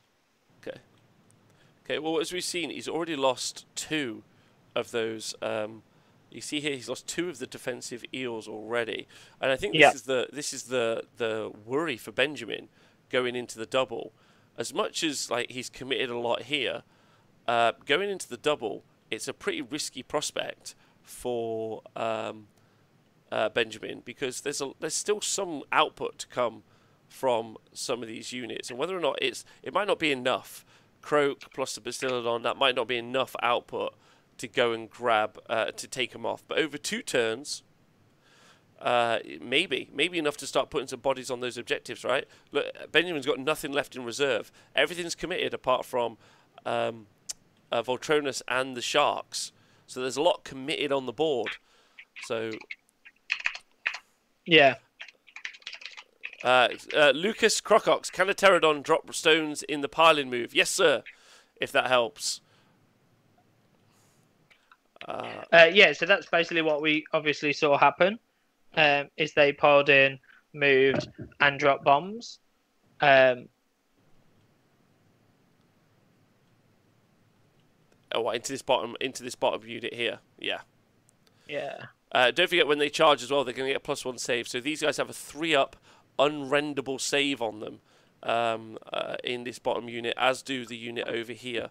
So whether or not we're going to see the Saurus Warriors are going to have the Skink Star Priest ability to do mortal wounds on 6s to wound, so they might do more output than we necessarily think.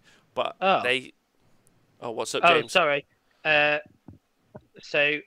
Hang on. There we go. Right. Sorry, Ben had disconnected from chat completely, I think. Yeah. Oh. There we go. Both of our players, by the way, playing on a potato internet.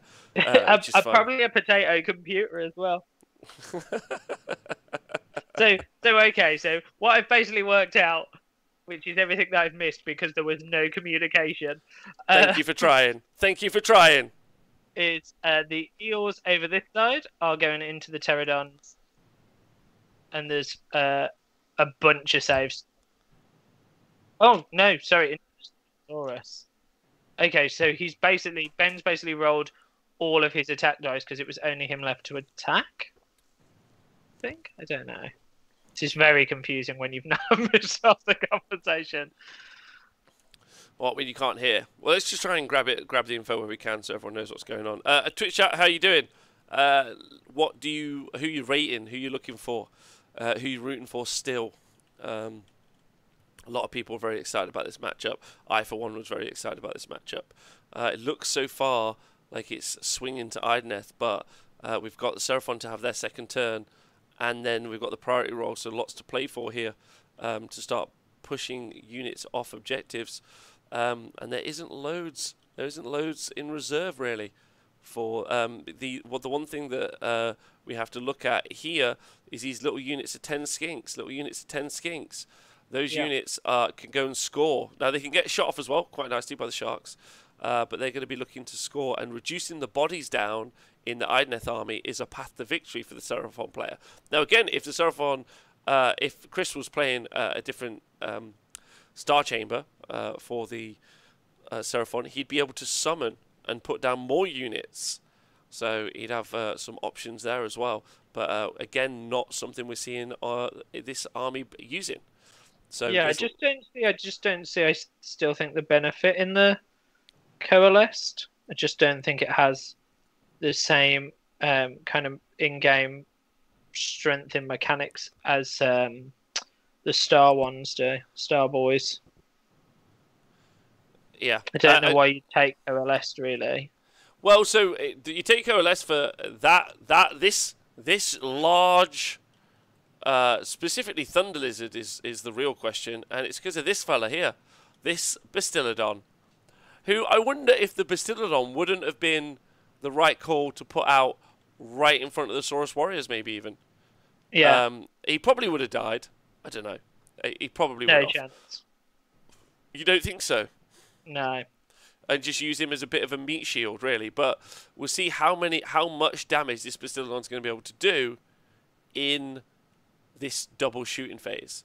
You know, so you think don't put the Bastillodon on. To be fair, if you look what happened, even if he'd have put the Bastillodon in the centre, he didn't actually attack the centre, he just attacked the flanks. So it wouldn't have really helped you in any way, shape or form. I still think, I stand by my earlier comment, I still think like the positioning of those, the strength of being able to position those boats made a huge kind of play for the Deepkin. Like the ability to just be like, cool, you're starting there, cool, you're starting in a little triangle. Here you go. Here's 2 boats. Deal with that. Yeah, the boats It's bit so is strong.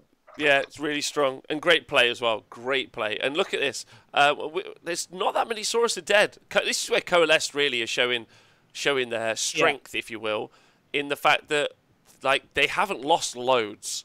There's still quite a lot of Saurus warriors in this brick here.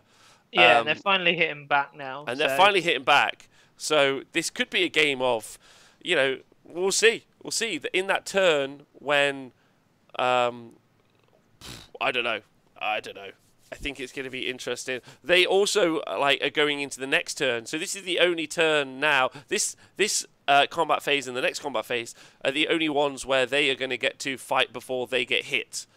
And in the other follow-up, those sharks in turn 3, they're going to fight for all of it.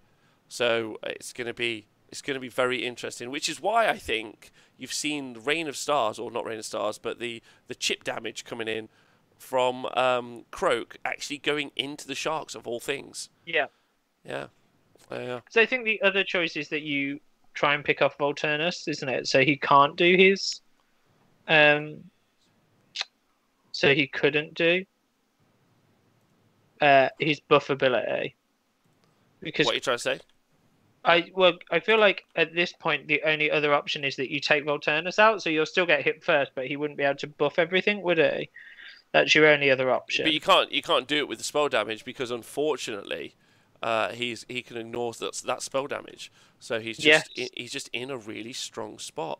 I'm just going to make sure you guys can see what command points are available on the score sheet there. Apologies about that, everyone. So there you go. So Seraphon is stat on 4 CP. So these Seraphon won't battle shock. Sorry, the Saurus Warriors won't battle shock off. And there are 3 command points going for the Idoneth. So they're looking to do all those attacks. Okay,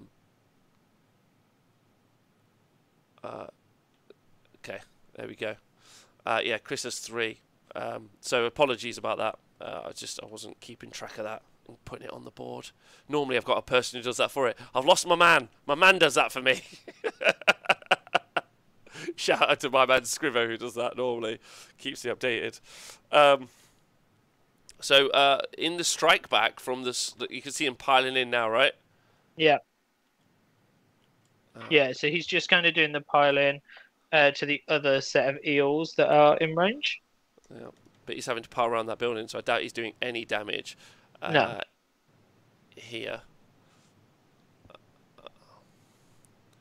Yeah. Oh, I think eels have always been the counter to everything. You know, it's almost like, I wonder what the counter is to that. The answer is almost always eels. Like activation wars, eels. Gun lines, eels. Stuff at castles, eels. Like, yeah, it's a weird one, isn't it? It's like, no, we were talking about it earlier with Adam, but it's like one of those super easy armies to learn, but it's also super competitive. Yeah. Like, and they've always been that. A lot of people... For me, it's like one of the armies I wouldn't play because playing with one unit's kind of annoyingly boring for a long time. But yeah, but it's not in this situation. This army list specifically is 1, 2, 3, 4, 5 units. So what we saw before was just piles and piles of eels, wasn't it? Yes, I agree with that. They remind me a lot of Stonehorns. The Stonehorn list is also like a really fun army to play, which is you're taking lots of Stonehorns and you're not having to learn loads, but you're having a great time. And there is a skill cap to Stonehorns as there is to Idoneth. I think there's a bigger skill cap to the Seraphon because I think they've got more tools. I think people are going to learn more and more as Seraphon get better and better. I think if Chris looks back on this game, he might ask himself, well, I survived the charge here in this matchup. I'm happy about that. Maybe I'm going to stick with this. Or maybe he's going to think, actually, I think I'd prefer to be able to summon and teleport some units. So he doesn't have to change his models. Obviously, he hasn't got it. He might have these models in real life, but what I mean is he can still move stuff around. That's the thing about the Seraphon book. It's so broad. There's so many options. There's so many things that you can do. And into different matchups, it's very strong as well. Like those Saurus Warriors into Bone Reapers are having a great time. Bastiladon into Demons is having a great time, but so is the Saurus Warriors as well. And Croak is just having an amazing time into Chaos generally. But that's why I really like Owen's list that's also playing this tournament. It's got some good anti-technology in its army, as well as just so it's a really exciting meta. And I agree with what some of the people are saying online, that obviously it's not as good as playing on the tabletop, but it gives you a good impression of where to start taking different lists and what to do with them, right? I think, yeah, and I also think like there's still that big. He's command pointed the Saurus, so they don't like it. I think for me, like there's still that amazingly big point where, we looked at the chariot army earlier, and you're looking at like an 800 quid investment. Mm-hmm. And so I think even for that, like it's huge, right? This Pterodon's just passed his battle shot. Wait, that one Pterodon is alive. So that's where we are at the end. Those Saurus Warriors took nowhere near as much damage as like I was expecting them to take, right? Oh, he did run away. Oh, that's a shame. That's a shame. But with the Seraphon turn coming up, we're going to get to see the strike back. That's going to be very, very exciting, I think. I'm just looking up some information while we're talking, James. I'm sorry, but it's for the show, so I'm just going to carry on. So we're about to move into the Seraphon turn. And see what he can pull back from this. Yes, I think that's going to be really interesting. Oh, there we go. Oh no, that's not what I need. So we are talking Idoneth Deepkins. What we're talking. I'm just looking at the stats, just bringing them up for myself. Something I should have prepped before the show started, obviously. Yes, so 51% win rate going in to this season.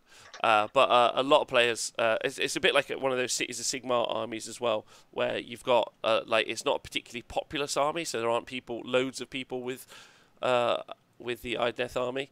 But generally you would tend to see, so there's a whole bunch of people pushing turtles and eidolons around, having a great time. Yeah. And then you've got people who've just done 27 eels or something similar, and where you tend to see them go 4-1, 5-0 at events, which is a pretty consistent everyone they're makeup. playing's having a boring time. Oh, sorry, did I say that out loud? Sorry, everyone.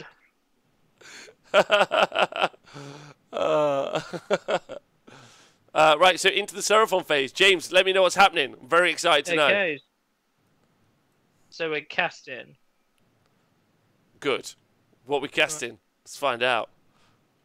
Bear with me. They are honestly the quietest two players I've ever listened to in all my days. You can turn them up on Discord, you know. Yeah, I have. Speak up! Alright. Let me turn them up some more. I'm going to make them louder than you. That's probably the right decision, I won't lie to you. I think that is the right decision. So at the moment, okay. Right, let's find out what's happening. So Croak's going to start with a Comet Skull. And cast it on a 7. So there is whether or not this wizard can still unbind. Yeah. Why is he still alive? That's the real question. But we'll find out.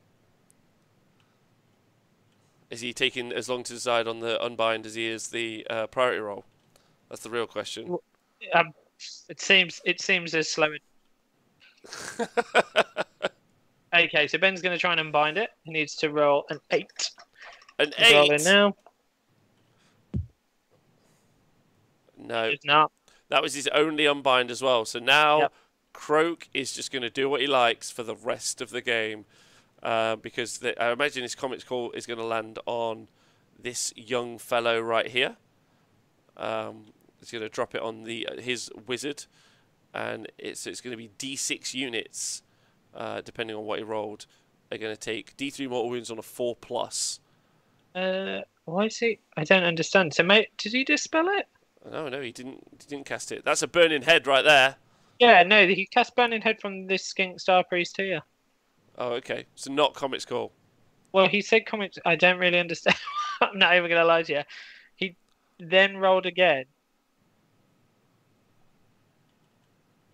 My bad. Who knows? That's fine. So, Burning Head's gone off. He's hit both squad reveals.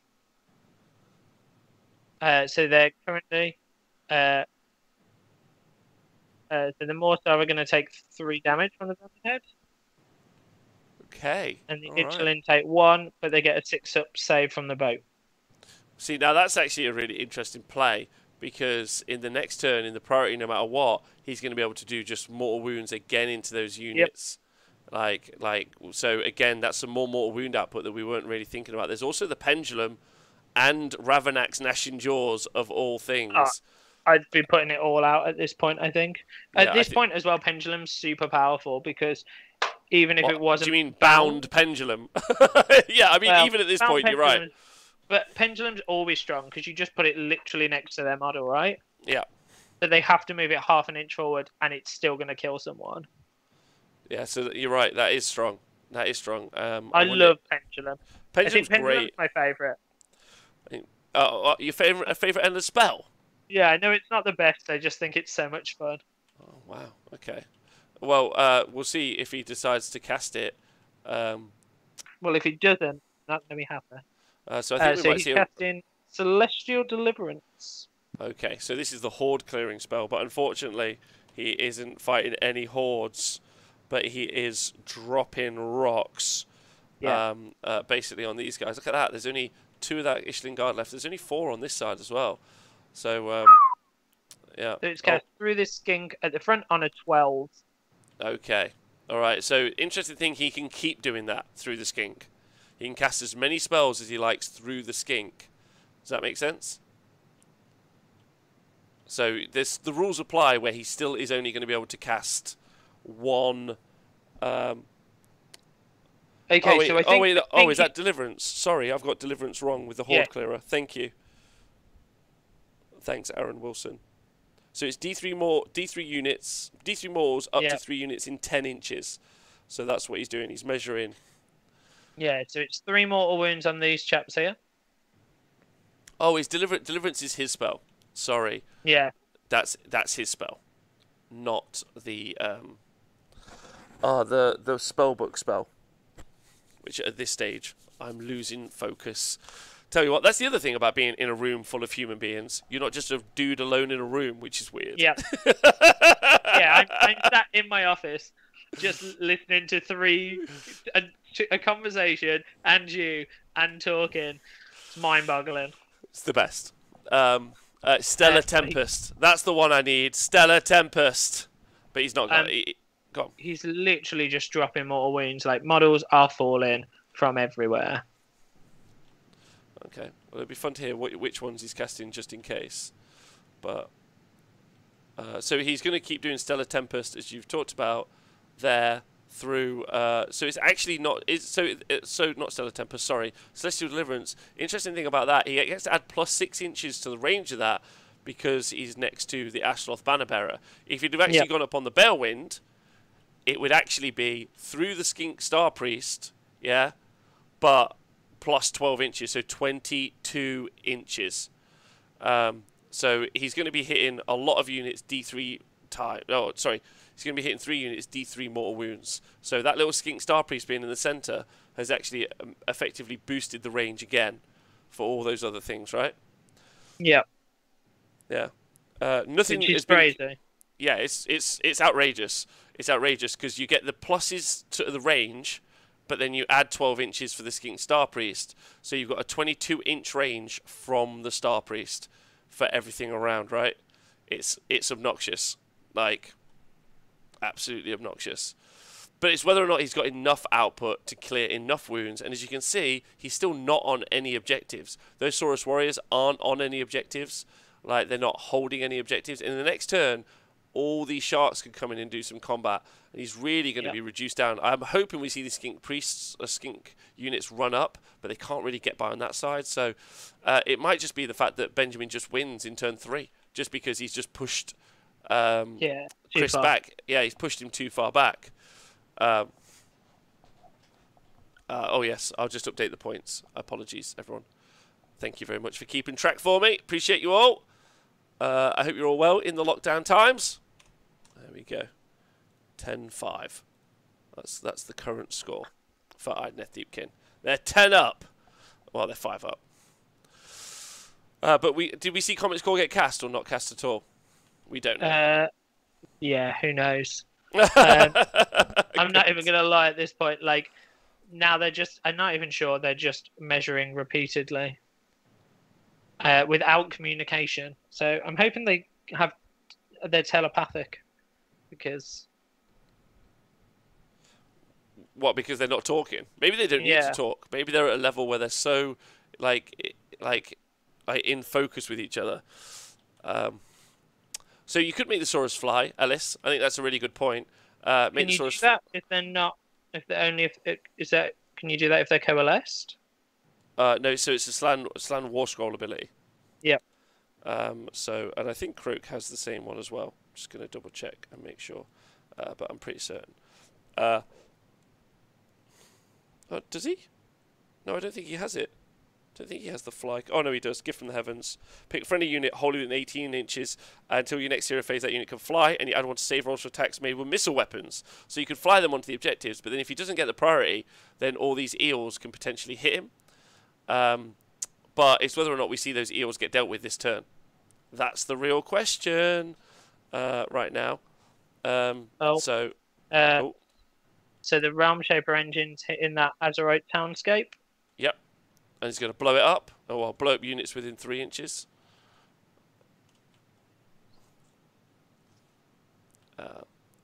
Yep, so do 3 mortal wounds to the sharks.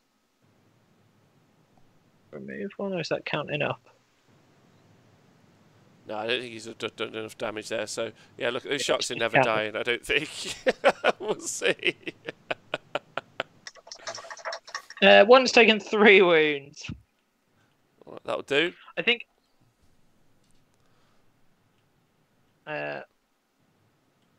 Darcy has give +1 save to the Saurus. So I guess he's trying to hold those on in there as well. At this point. Whether they're going to then try and leg it, who knows? They're going to have a hard time trying to get anywhere, though, aren't they? They are. So up to 6 command points for the Seraphon. So they are sat on a ton of command points if they want it. They're obviously going to use 1 on the Bastiladon to shoot twice. This is our first experience with that Bastiladon as well, and see how he does. Burning Head not nearby either, but he can spend another CP just to reroll 1s naturally on the Bastiladon. So shoot twice, reroll 1s to hit on the Basti, I think is definitely something we're going to see. Doing some more output. Yeah, it'll be interesting to see if he can drop most or all of those eels just with Bastiladon and Skink shooting, I guess. Because he's also got the ability to give those Skinks 6s on mortal wounds. The Saurus. He's actually got the ability to do... I think if they're both Star Priests are there, alive. I know 1 is alive, but I don't know if the other is alive. But you can make a unit do mortals on 6s to hit, which isn't a bad shout on the Saurus Warriors. There's also the ability to drop down the save because of the spell from the Starseer. So there's ability to do that. And because I don't know if that will affect the Morsar, it says it reduces their save, but I think you can't affect someone's save if they're Morsar, but maybe that'll be the case. Yeah, I guess that's an interesting one, isn't it? Is it that Ren doesn't affect their save if they're Morsar, or all things don't affect their save? Let's go read it. That's the real question. It's a word on both things that would have to affect it. But Ishlan. Those boats being placed where they are have been the Seraphon on the back foot from the first turn. I agree with that. Yeah, I think that's been a good kind of discussion throughout the game. Stephen AOS has said, yeah, they ignore Rend. They ignore rend, basically. Okay. So you can give them +1 save, but also you can take 1 save away. So they are going to be in a good spot if they get that spell off. And the eels are dropping, right? The eels are dropping. Yeah, we're getting there. I think it's a big slog, isn't it? But they're slowly getting there. You know, that big 6 block that went left now down to 2. I think that's pretty huge. I mean, yeah, really big commit. Also, they're taking a battle shot like there, but the next turn is all Benjamins. He gets all the combat all the time, and it also. But then the thing is that, oh god. Chris has to take his Seraphon onto those objectives. If he doesn't, he's just going to lose on points if the priority roll goes the other way. Like, he just doesn't get a choice. He just doesn't get a choice, so he has to jump on it, right? Yeah, he's got no choice at this point. I say he's really got to push out, but I don't know if he regardless of anything else, he has to push out, which is the key part. Oh, he's just measuring the Geminids, seeing where they are. Not sure why that's there, but yeah. And I think if you actually look, this is one of Benjamin's playstyles. He likes pinning stuff in. If you listen to the show I did with him last week about Bone Splitters, he does the same thing with his Bone Splitters. He just likes to control the board going into these turns, so that like someone's pinned back. We call it blocking, effectively. So just blocking someone in, blocking someone back, controlling the board space, so that he's only able to engage where they are. Are we done with the spells, James? I imagine so. Chris just a minute ago asked for 2 minutes to work out what he's doing. Okay, right. It's 2 hours in and we're already on turn 2. Yeah. That's a thing. That's a thing, everyone. Should have held 1 unit of Pterodons back so they could claim points late game. Rest of the army so slow. I think, actually, to be honest with you, Stephen, I think I probably wouldn't have even put any units. I wouldn't have put either of the 2 units of Pterodons out, thinking about it now, like in retrospect, which obviously is not what I said at the start, so I've learned a lesson here as well. I'd have just kept the Pterodons back and just moved up, and then he would have had to put any units on the board to score, or any units onto the objectives to score, and then I'm in the same boat, really, if that makes sense. Like, they're already up on points against me, but I'm not having to do much in that situation. So I think that would have been the right play. I think just decision-making, Donaldinho, is the reason it's been slow, to be honest. It's the thing that's taken some time. I wouldn't say that there isn't many interactions that have actually happened for it to be slow. So that's all I'd say. It's just slow. Yeah, it is just slow. Yeah. We're 1 hour 48 minutes in, is where we are. Okay. And then we're out of the hero phase for Seraphon and into the movement phase for Seraphon phase. Yeah. So I think it's a bit longer rounds because it is TTS. So it is 3 hour rounds, I think. Yeah, I believe so. It was longer last time, wasn't it? So I just went on the basis that it's the same. And you're right, it has been long, but like I know, so there's some really good points being made by Peter in the chat about eels and the fact that you tend to see a lot of eels being played at tournaments, James, but you tend to see them not all go 5-0. It's very few people that actually push the 4-1 bracket up to the 5-0 because they are pretty unforgiving.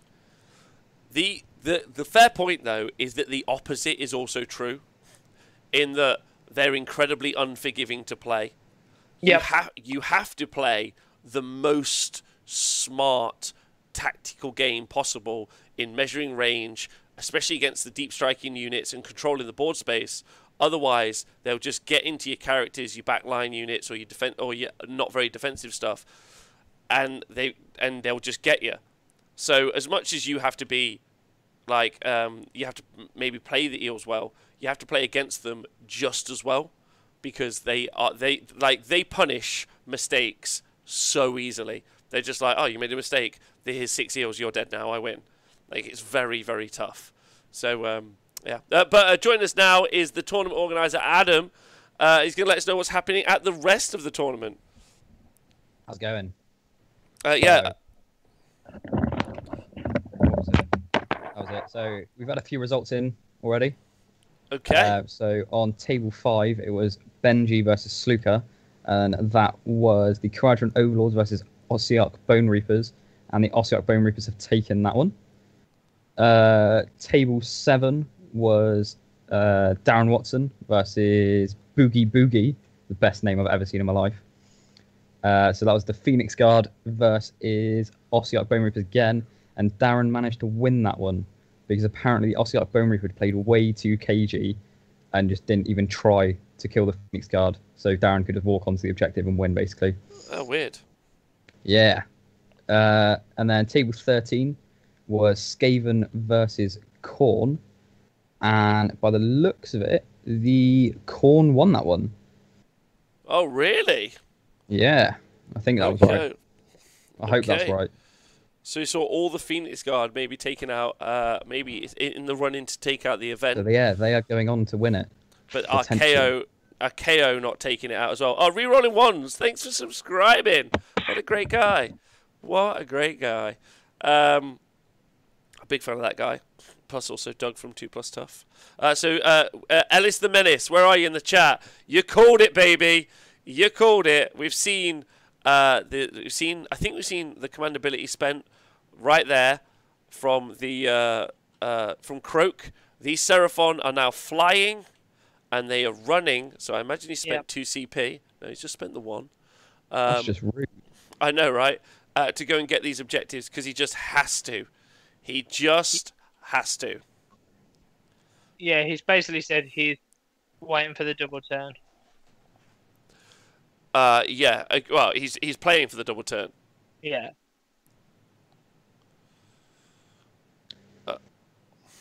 Yeah. It's yeah. So he's gonna have to make sure that he's outside of 3 over there. That has to be a thing. I'll just go help him out. There we go. Give him a little handy helper. These little 3-inch sticks, amazing at tournaments and amazing everywhere else, which is also good. I wish you could do that when I watch real games. You know, like when you just see some guy like drop some sticks in. Yeah, just drop some sticks in. So like, I'm afraid that. Maybe you just start doing it. Just walk over, drop some sticks on the table, walk away. Yeah. That's why you take a bum bag to a tournament. What, full of sticks? Oh yeah, buddy. I actually like to go to a tournament and whittle sticks in front of my opponent as I'm playing. Just whittle 3 inches, basically. And then just like, while smoking a pipe. That's my main tactic at tournaments. But bum bag is another one. Malekith's game looks like it's such a ball ache for Seraphon. It is. But this priority roll could be massive, especially depending on the output. He had to make this move. This is like he has to do this to score. And what's nice about the next turn, if he gets the priority, he doesn't have to even fight the Sharks to hold the objective. To hold the objective, so he doesn't have to engage with them. So he can clear the board away from everything other than the Sharks and the Eels. And if so just the Sharks and Volty, and he can clear everything else off the board if he gets a priority roll. If he does that, then the Sharks are gonna have to hit into the Saurus Warriors. Then they take the objectives back, and then it's a really cagey turn 4 priority roll. However, if it goes to Idoneth in the next turn, I think they're in a strong spot. But we haven't seen the shooting phase yet for Seraphon, so I'm not sure. Like it could be that they still are only going to have the Sharks at some point anyway, right? It's very, very close. Be interesting to see when this Bastiladon shoots twice and what that looks like. Yeah. Okay. Well, do you want to see his stats? Do you want to hear his stats, babe? Yeah, go for it. So I'd just like you to know that I haven't ever been a long-term Bastiladon player. I've always actually been a Stegodon player. I'm not sure if most people know this, but I'm a huge Stegodon fan. I think I might run 7 with crossbows. I'm not sure why. It just sounds really fun. It's yeah. Is it like I've been a long time Techless player? Exactly like that. Anyway, so the solar engine has got base, if he's not wounded, which isn't 9 attacks. So shooting twice is going to be 18 attacks. Hitting on 4s, wound on 3s, rend 1, doing 2 damage a piece. Now, he's going to be able to give him reroll 1s to hit. And I think he can make it so he does mortal wounds on 6s to wound from the Skink Chief. So there's loads. Jesus, they haven't even shot yet. No, they have not. Honest Warmate, Chris has forgotten that cogs are up. Yeah, he might well have forgotten that cogs are up. So that would have been a plus 2 inches to his movement if he, to his run roll there. Yeah, I'm not sure he could get much further anyway, to be honest, with all those little 3s. But, oh yeah, maybe at the back. Yeah. So the Skinks are also moving up as well. Which I think he has to bring this other unit of 10 Skinks on the left-hand side to bear. Just get him running. I wonder if he's also just going to get Croak whomping forward as well. As you can see, there's little Skink Priest, the Star Priest, that 12-inch range, being able to do his mortal wounds from it next hero phase if he gets it is really big. Yes. Yeah. So yeah, I know everyone's like, where are cogs? And it's like, well, actually, Benjamin's cast it. Somehow he cast it against Croak and got it off. He also then cast Mystic Shield on these eels and got it off as well. Not that it seems to have helped him much. I don't think any damage has been done without mortal wounds from the... Barely without any mortal wounds from the Seraphon side. Yeah. Yeah, I mean, that's the super strong thing about the Seraphon. Like, you know, you look at Croak and you think, okay, that's quite a few mortal wounds, but you know, at the end of the day, I've got a horde, so I'll be fine. Then the salamanders come in, you think, oh, actually, that's pretty horrific. They've just got lots of tools in their army book to deal with lots of situations. Probably Speaking of salamanders. Oh yeah, please tell us. They've actually done something now. So they went into their turn 2, walked forward, and they've nuked the board.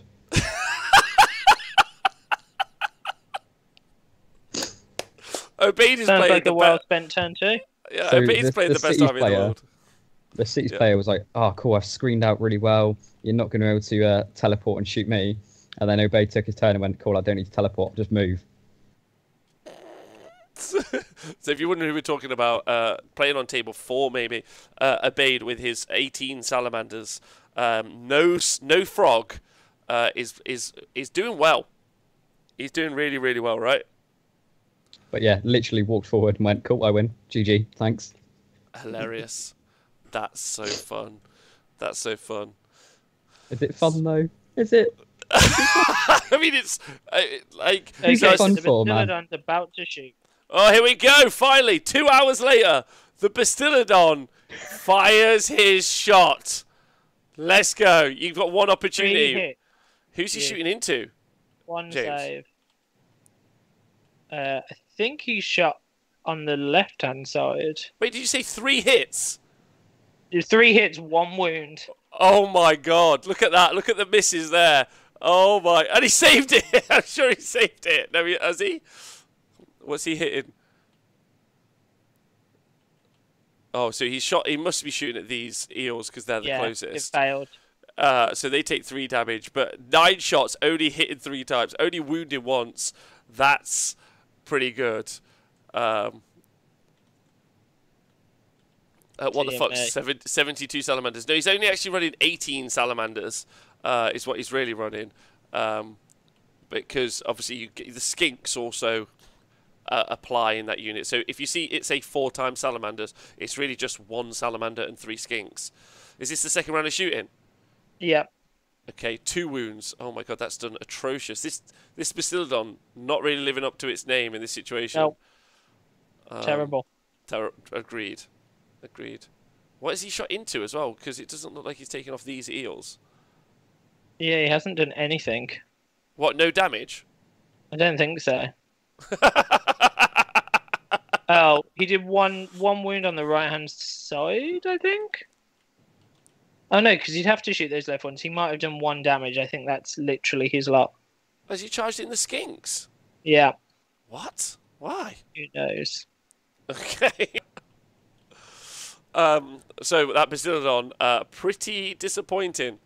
But it is shooting at exactly what he wants him to shoot at. 4 up, unrenderable save, Eels. It hit really badly.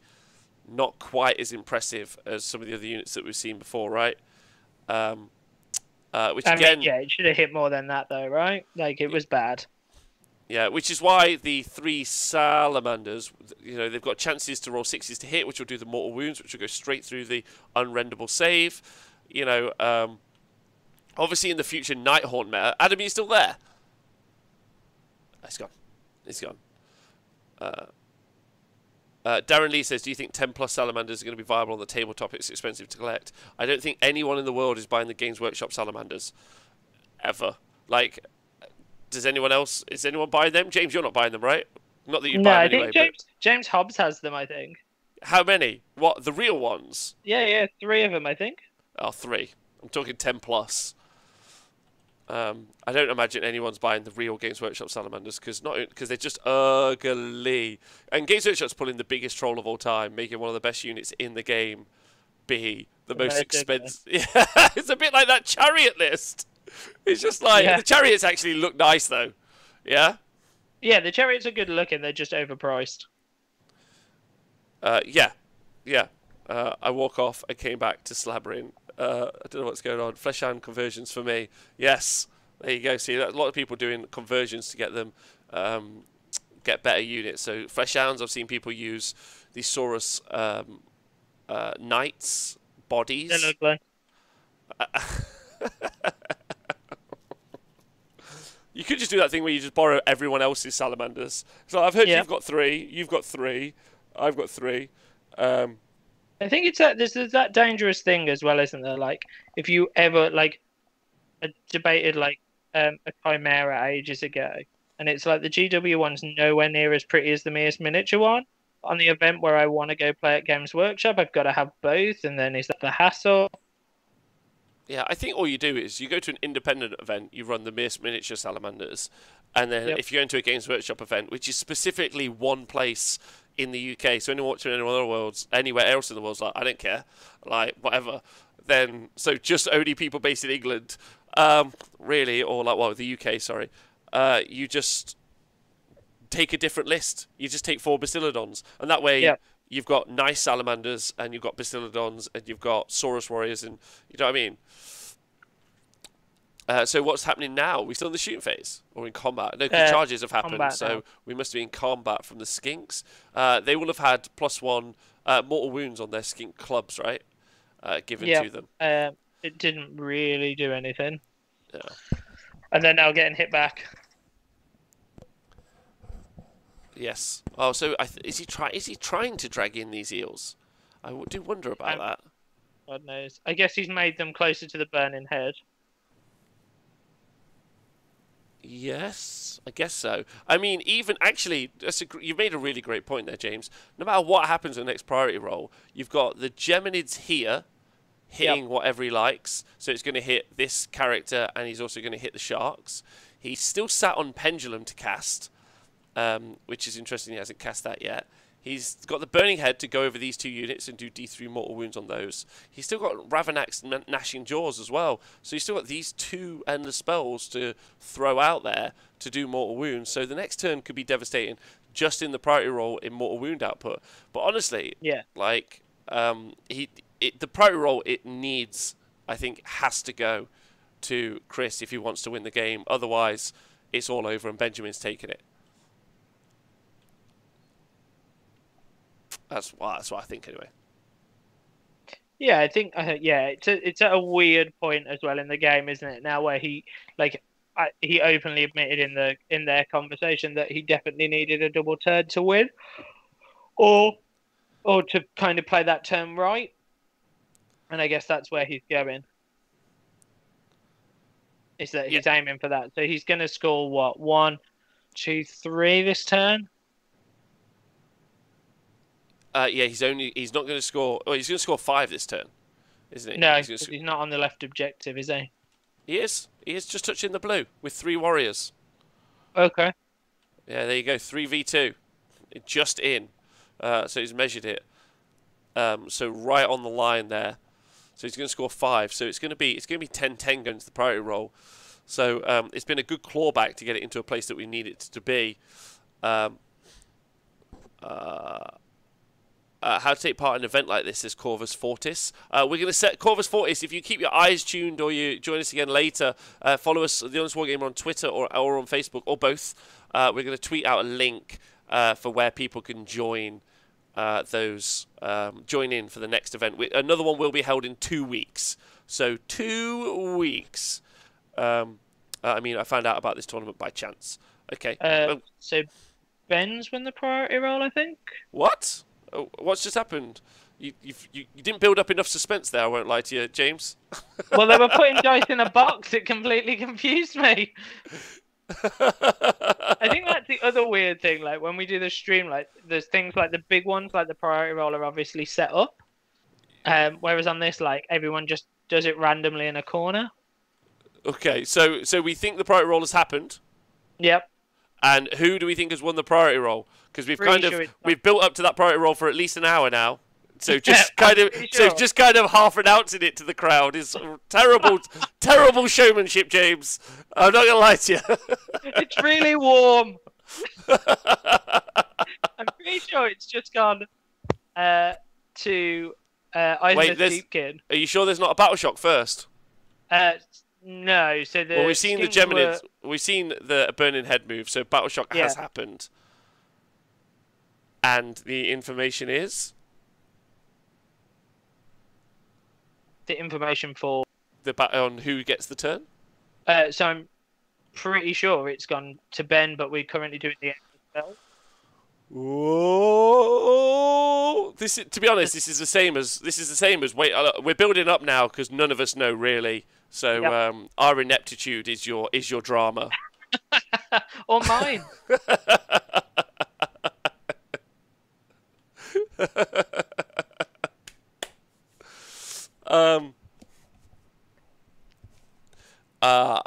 So you don't know. You're listening. Good. You listen. I'll update the score, and then we'll all be on the same page. Its score is 10-10.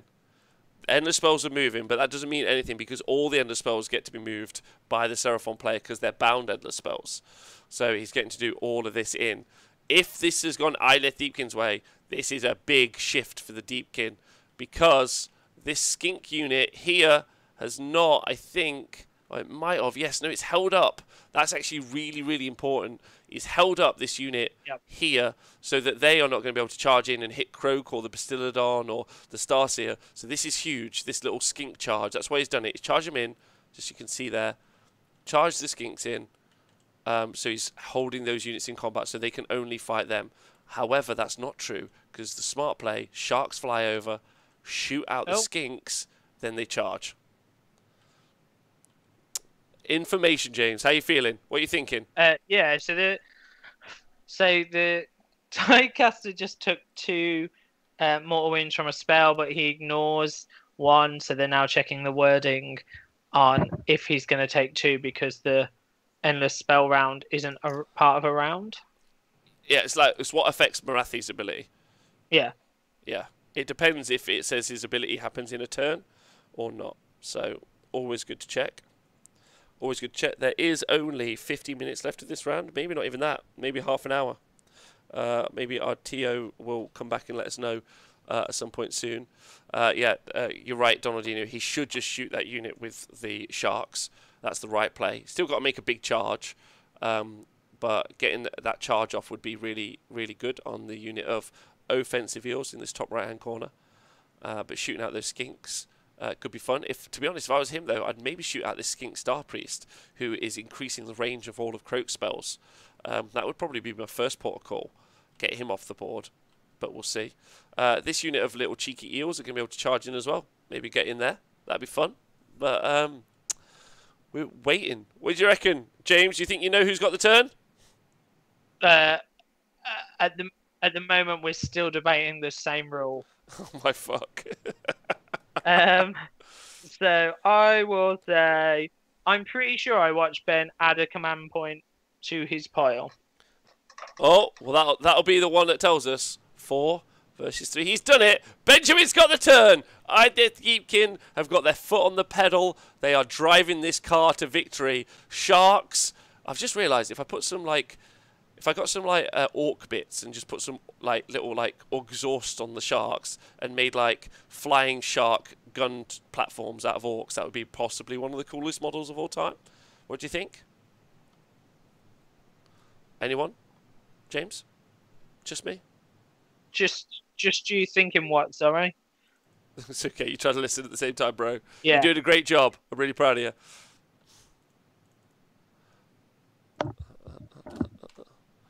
I'll keep talking to the chat. So obviously, oh, go on. Okay, so he's used alternatives. So Ben's taking the turn. He's given 3 extra attacks each to the sharks. Right, there you go. So here we go. Can sharks destroy Saurus warriors?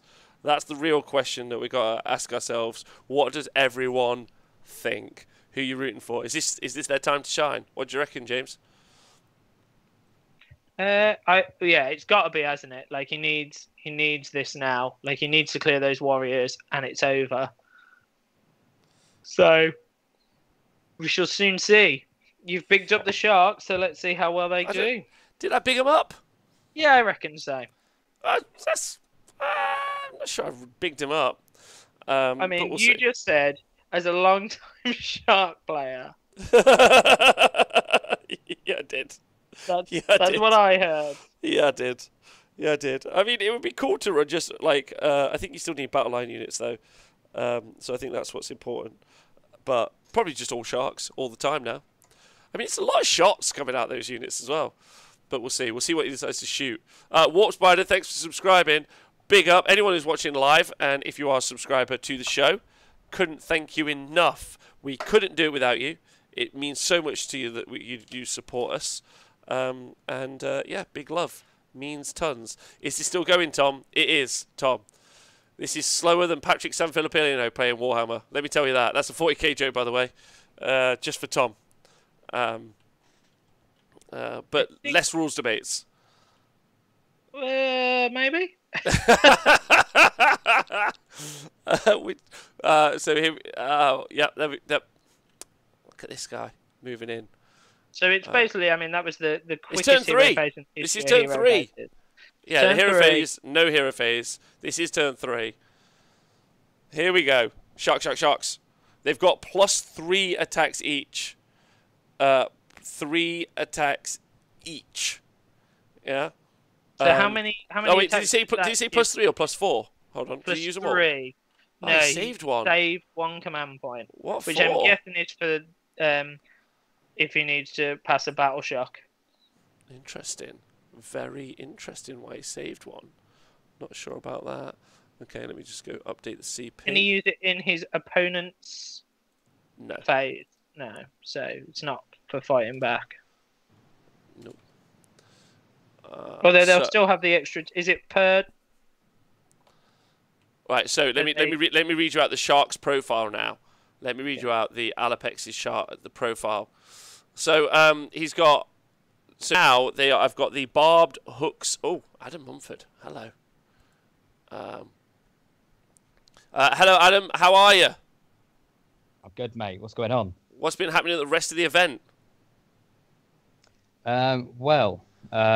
The Scourger on a Chariot list has just lost to Dan Arnold's Deepkin. No! Heartbreak. So no Scourger on a Chariots for him. Worst news. I know. We should all lynch Dan Arnold on Twitter. I agree. That's really sad. So Tim Martin won't be getting his army now, which is a shame.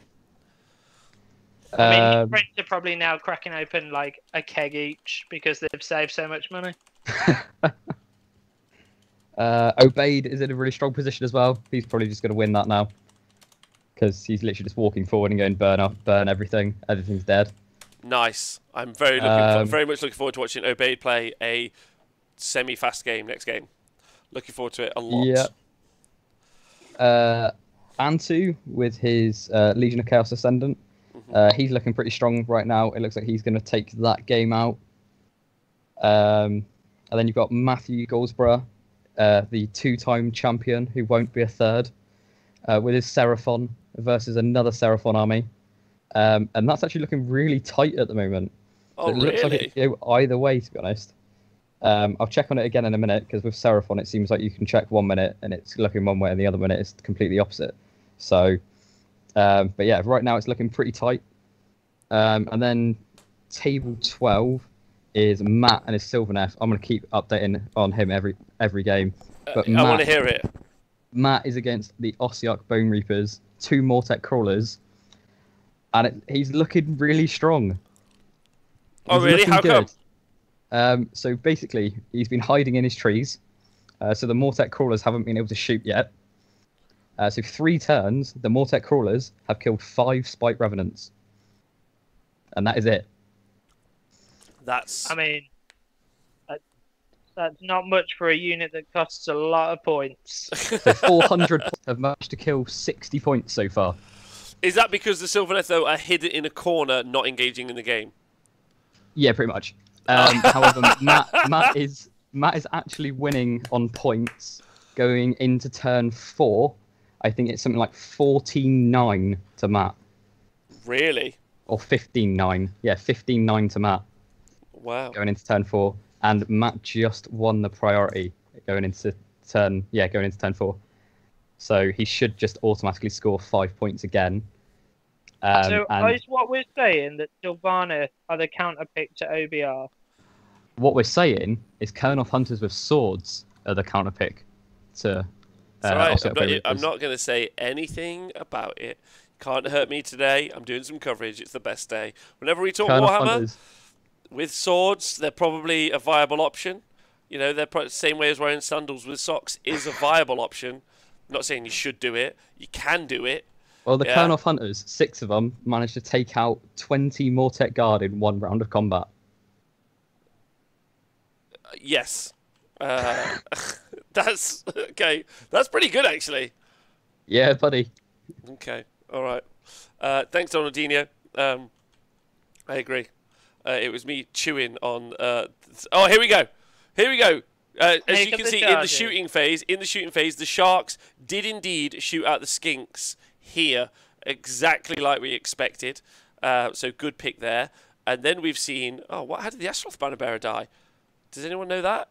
Did you get that information, James? Sorry, what information? Oh, maybe he's gone into the Realm Shaper. Oh, the one priest. The banner's in the Realm Shaper, yeah. Okay, well, he's now been charged by the 4 offensive eels. He's going to be -1 to hit, and he's going to be getting a cover save. So he's going to be pretty danky. He's good. He's loving life in that building. I mean, he should be like -6, right? Because that light's almost giving me an epileptic fit the whole game. Yeah, what, the Realm Shaper? Yeah. Yeah, it looks great. It looks great. And so 1 unit of Sharks is in. Turn 3. You have. You've just excellent. 2 hours, 20 minutes. You've come in time for turn 3. Here we go. So 3 of these. So 3 of the Alapexes are in here. Are 3 more going to be in? And we were going to read their attack profile. That's what we were going to do. So with +3 attacks each, right? Not 4. Yep. Not 4. Their attack profile is terrible, terrible, terrible, a bit more terrible. Well, okay, so listen. So they're armed with, the crew fight in close combat with barbed hooks and blades, while the Alaplexes, they rip chunks of flesh from their prey with the ferocious bites, and then cut them into pieces with their scooped fins. So they've got 5 attacks each with their hooks and blades. But now, with +3 attacks, they've got 8 attacks. So on that unit of 3s, 24 attacks, hitting on 3s, wounding on 4s. And because there's 2 units of those guys in, that's going to be 48 attacks going into the Saurus Warriors, hitting on 3s, wounding on 4s. So that's just the 2. Next up, the Alaplex's Ferocious Bite has got 1 attack each normally, but now they've obviously got 4 attacks. And because there's 6 of them, that's 24 attacks. Hitting on 3s, wounding on 3s, Rend 2, 3 damage. And then the Scythed Fins, 4 attacks each normally, but now with +3 attacks is going to be 7 attacks. Yeah, don't forget this. All of this is coming out of this combat now. 7 attacks per 1, so that's going to be 21 attacks coming out of each unit, so 42 attacks in total. Hitting on 3s, wounding on 3s, Rend 1, doing 1 damage. Yeah? It's wild. Trash. Trash. Trash. So basically, what you're telling me is you get one good turn. Yeah, you get one good turn. That's it. Isn't that how Deep can play? Yes. Yeah, yes. But we do it in style. Oh, you also say electrocute a lot. But that is a phenomenal amount of attacks. That's like, what is that? Like, we just read out. That's something like over 100 attacks are about to come out now from these units. If Ben wins the tournament, I'm going to buy 6 sharks and say I've been a shark player for the whole time. Are you going to call Eat Shark Benjamin? Yeah, man. Yeah, okay, I'm into it. I can't wait to see these dice rolls. It's going to be amazing. Obviously, you got the eels attacking here as well. Volty also got in as a way, just in case. I think he'll activate Volty last out of all of his activations. He's going to get to all of his activations before anyone else. But if you can clear all the Saurus, he'll get a cheeky pile into that Skink Star Priest as well, threatening that back objective. And then, to be honest, Chris has got 0 options, and it's game over. There's a lot of dice rolls here for saves and attacks, but I reckon the Saurus are out. What does everyone think? They're gone. I reckon they're gone. Because it's all damage 1, apart from the jaw attack, which is damage D3, so it's just going to be reducing it by 1. So it's going to be so much damage.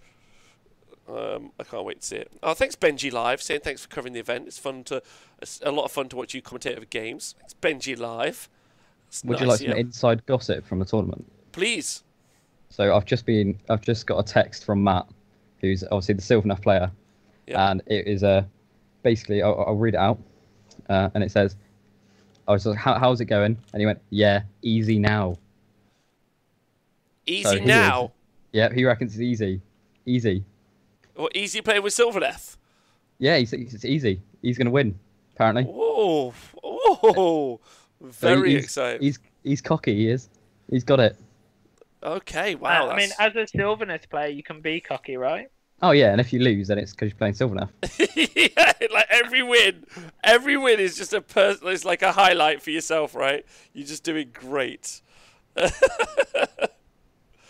Oh, dear. All right, so I think we are into attacks now. This might just be Volty. I'm not sure. James, do you know what these attacks are? I believe it's on the Astrolith Bear and the Realm Shaker. Oh, nice. See if he gets taken out. Very excited to see if he gets punked. You're going to get punked, son. But he's got +1 save because he's in cover. And he's also -1 to hit because he's inside a garrison. That's right. He's in there. Inside the machine. I wonder what it's like being inside a Realm Shaper engine, which I'd just like to point out has got 0 doors. Yeah? No doors. Yeah? How does he get in? How does he get out? He's got no windows. How do these guys... light at the top. How do these guys attack the guy inside? How does a Maw-Crusher fly? We're playing fantasy here. We're playing AOS here. How does a Maw-Crusher fly? Actually hops. Did you know that? It scares gravity off into a... Yeah, it's so angry, it pushes the ground away from itself. And we're talking in semantics of doors here. There's not a door, man. I'm just saying it right now. It's confusing me, if anyone else is bothered, but it confuses me. Anyway. Like a bumblebee. Yeah, bumblebees don't fly. They just kind of hop between places. That's how a Maw-Crusher flies. It's not elegant, is it? It's a Maw-Crusher. James, you're going to have to let us know if he dies. If the Saurus Sloth Bannerbearer is dead. No, he's only taken 4... No, he's not. He's only taken 4 wounds. What is Chris Caves' naming convention? Is he doing it like the Americans, like 6 and 4, backwards? God knows. I think stuff in Thunder Lizards gets extra health, does it? It does, yeah. You call it... Yeah, we call it wounds health. I'm well into that. Let's do that from now on. I've got 10 health on each one of my units. Good. Yeah, and I've just taken 8 blows. Computer games for the whole of lockdown. What do you expect? I want to call it health now. The Astrolith Bearer is alive. I survived! 1 wound left by the look of it. 1 wound left? Ah! Well done. So now we're waiting for the sharks to attack. You'll be able to see when the sharks attack because there'll be 1 billion Yeah, here we go. dice. So 12 attacks from the shark's bites. Oh, baby. Hit on 3s, wounding on 3s. Not bad. I don't think you get any rerolls. Oh, no, you get to reroll 1s, apparently. Never mind. Ignore me. Yeah, help. that's from Dom Hain. They get reroll 1s. Yeah, that'll teach him. Why is he struggling to move dice? These sharks here are attacking that I'm circling with a little white pointer. Why is he grabbing one at a time? Oh, don't just take it so fucking long. Get in there. Shall I just start flicking dice? So wounded on 3s. Okay, so he's only got 1, 2, 3, 4 saves to make, which is going to be -2.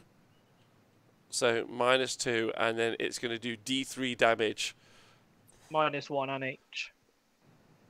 Oh yeah, because of.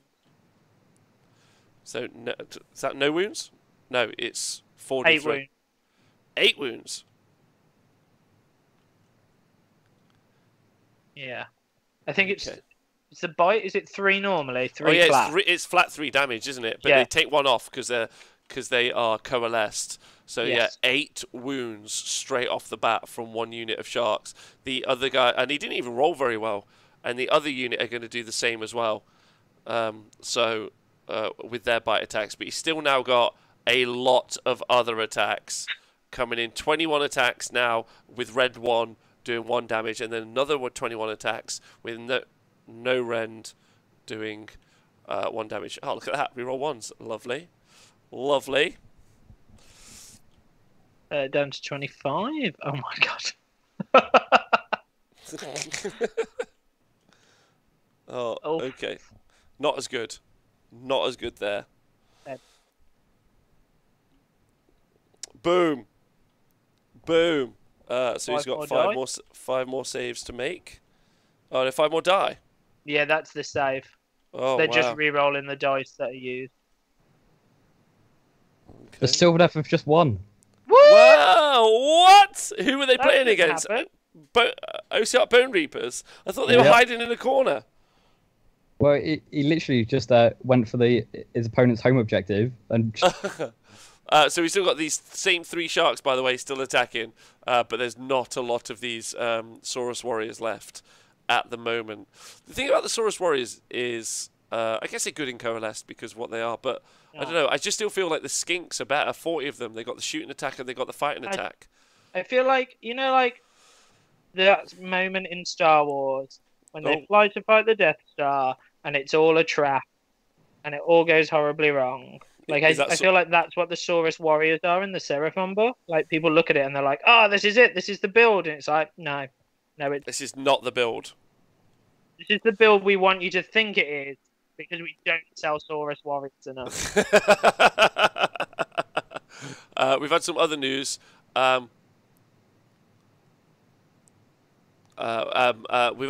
had a question. How's Philip doing? Says Corvus40, and also thank you following Death Guys. I am not sure if I'm honest. Okay. He's playing into Seraphon. So he's playing into Seraphon with the Carnosaurs and he's playing James Beeden with his Carnosaurs and things. But they aren't live streaming their game, so I haven't been able to look at it, unfortunately. Those rebels. They've just finished apparently, but I haven't got the result yet. Oh, that would be a great little thing to put in. Thanks, fake plastic tea! ! Bracket. I'm gonna go do that. Right now. Owen Jackson just lost. Oh no, did he? Yeah. Good. Bloody corn players. I've just got a message saying the dream is over. Oh, that's so upsetting. So upsetting. So if you guys want to use in the Twitch chat right now, if you want to type in !bracket, that will bring up the round for you. So you guys can see some of the results that are going in right now. Or the ladder, even. I don't know which is better to show. Just won. Oh, really? Yeah, he just got a 20-0 victory. Amazing. So what was Philip running? I'm not sure. I can go and check that in 2 seconds, just filling out results. Okay. Well, look at this. Right now, 3 Alapexes have done all of those Saurus Warriors. We've still got 3 more to go. And I think, in interest of time, Chris is just taking them off. No, maybe he's not. Interesting. Philip is playing the Zinch Chain Host. Oh, okay. All right, nice. Okay, that's good. No problem. Fake plastic tea.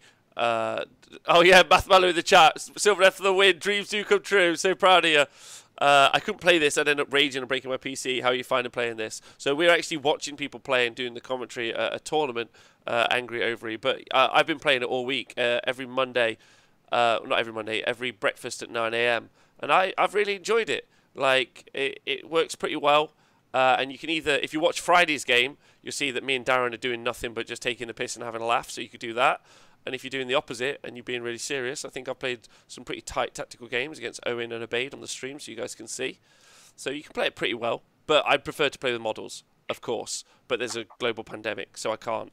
So there's a global pandemic. Yeah, James, have you watched the news recently? Oh my god! Do you, like, on a serious note, I haven't watched the news in 9 weeks. Have you just been on holiday? Oh my god! I've just been like when it started, I was like, do you know what? Don't care. Like, not going to pay any attention to this. So, and also, don't get me wrong, I'm not saying I've run out the house and broke the rules, but I just was like super negative on the news. Can't be bothered with that. So you haven't heard? Interesting news. Matt over on Facebook is saying that James, Matt Cave says, I love your accent, top draw. Oh, thanks. Yeah. Matt, I don't know you. A shout. Just realised who that is. Hi, Matt. Oh, lovely. Owen, I lost on table 1. 40 camera skinks can suck a dick.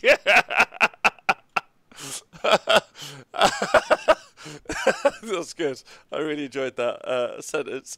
And also, someone's asking about if you wanted to set this game up, says Gwendar, if you wanted to play this game like it is, it's really easy. It's really easy. I might do like a little tutorial on Monday or something, but like super simple. You search in the workshop for the Age of Sigmar army of your choice. Yeah. On Monday Night Show, you should teach Nathan to play it while I laugh at you. Nathan plays it. If Nathan can do it, anyone can do it. Yeah. I can't see the new channel points, Donaldinho, so if you're using them, I can't see them. I'm sorry. They're useless right now. Yeah, and if you're trying to make us do push-ups, you can't see us anymore. So I'll just pant loudly and tell you I've done it. Look at all the Saurus Warriors. They're dead. There's 2 left? Well, they're going to be dead. How's that sound? They're dead. Look at that. So that is the game. There's no way that Chris can come back from that. He doesn't have that output. He doesn't have the bodies. Like, he can't control the board space. He's only got 10 skinks. There's just no options for the win. So that's going to be a win to Benjamin there. Thanks to that priority roll, that big turn 3. Look at the Sharks there. I've always said Sharks are great. By the way, so Gwendar, if you have Tabletop Simulator, just search in the workshop. Just search for either the battle plan name. So this one, for instance, is Border War. Or you can type in Tyler Emerson. I'll write it in the chat so you guys can just copy and paste it. Tyler Emerson. There you go. Tyler Emerson, interestingly, once an advisor to Barack Obama. Most people don't know that. So they've called the game. They've called the game, and it's 19-1 on agendas. 19-1. There you go, and that's how the board looks. James, what are your thoughts on that game? It was very slow. I think the boats were pivotal. Like, that made a huge difference. The order of those turns worked really well. But I think Ben's kind of aggression just won in the game, really. Yeah, I think so as well. I think it's also the fact that you know that you are the king of round 3. Like, you get the Idoneth players go into round 3 being like, I'm going to do whatever I want in battle round 3. Yeah, we do. Right? So I just think, I think that's. What time is the next round start? To and Wizard of the Coast. It should start at about 5:30. So there's only about a 15-minute break, and then we're starting again. Okay, so not long at all. All right, well, we're going to go for a break now, take a rest. Big love to everyone who's watched us live. Join us again in 20 or so minutes. To have a good day. Thank you very much to Adam and James. James, you're great. Well done for everyone else. Loads of love.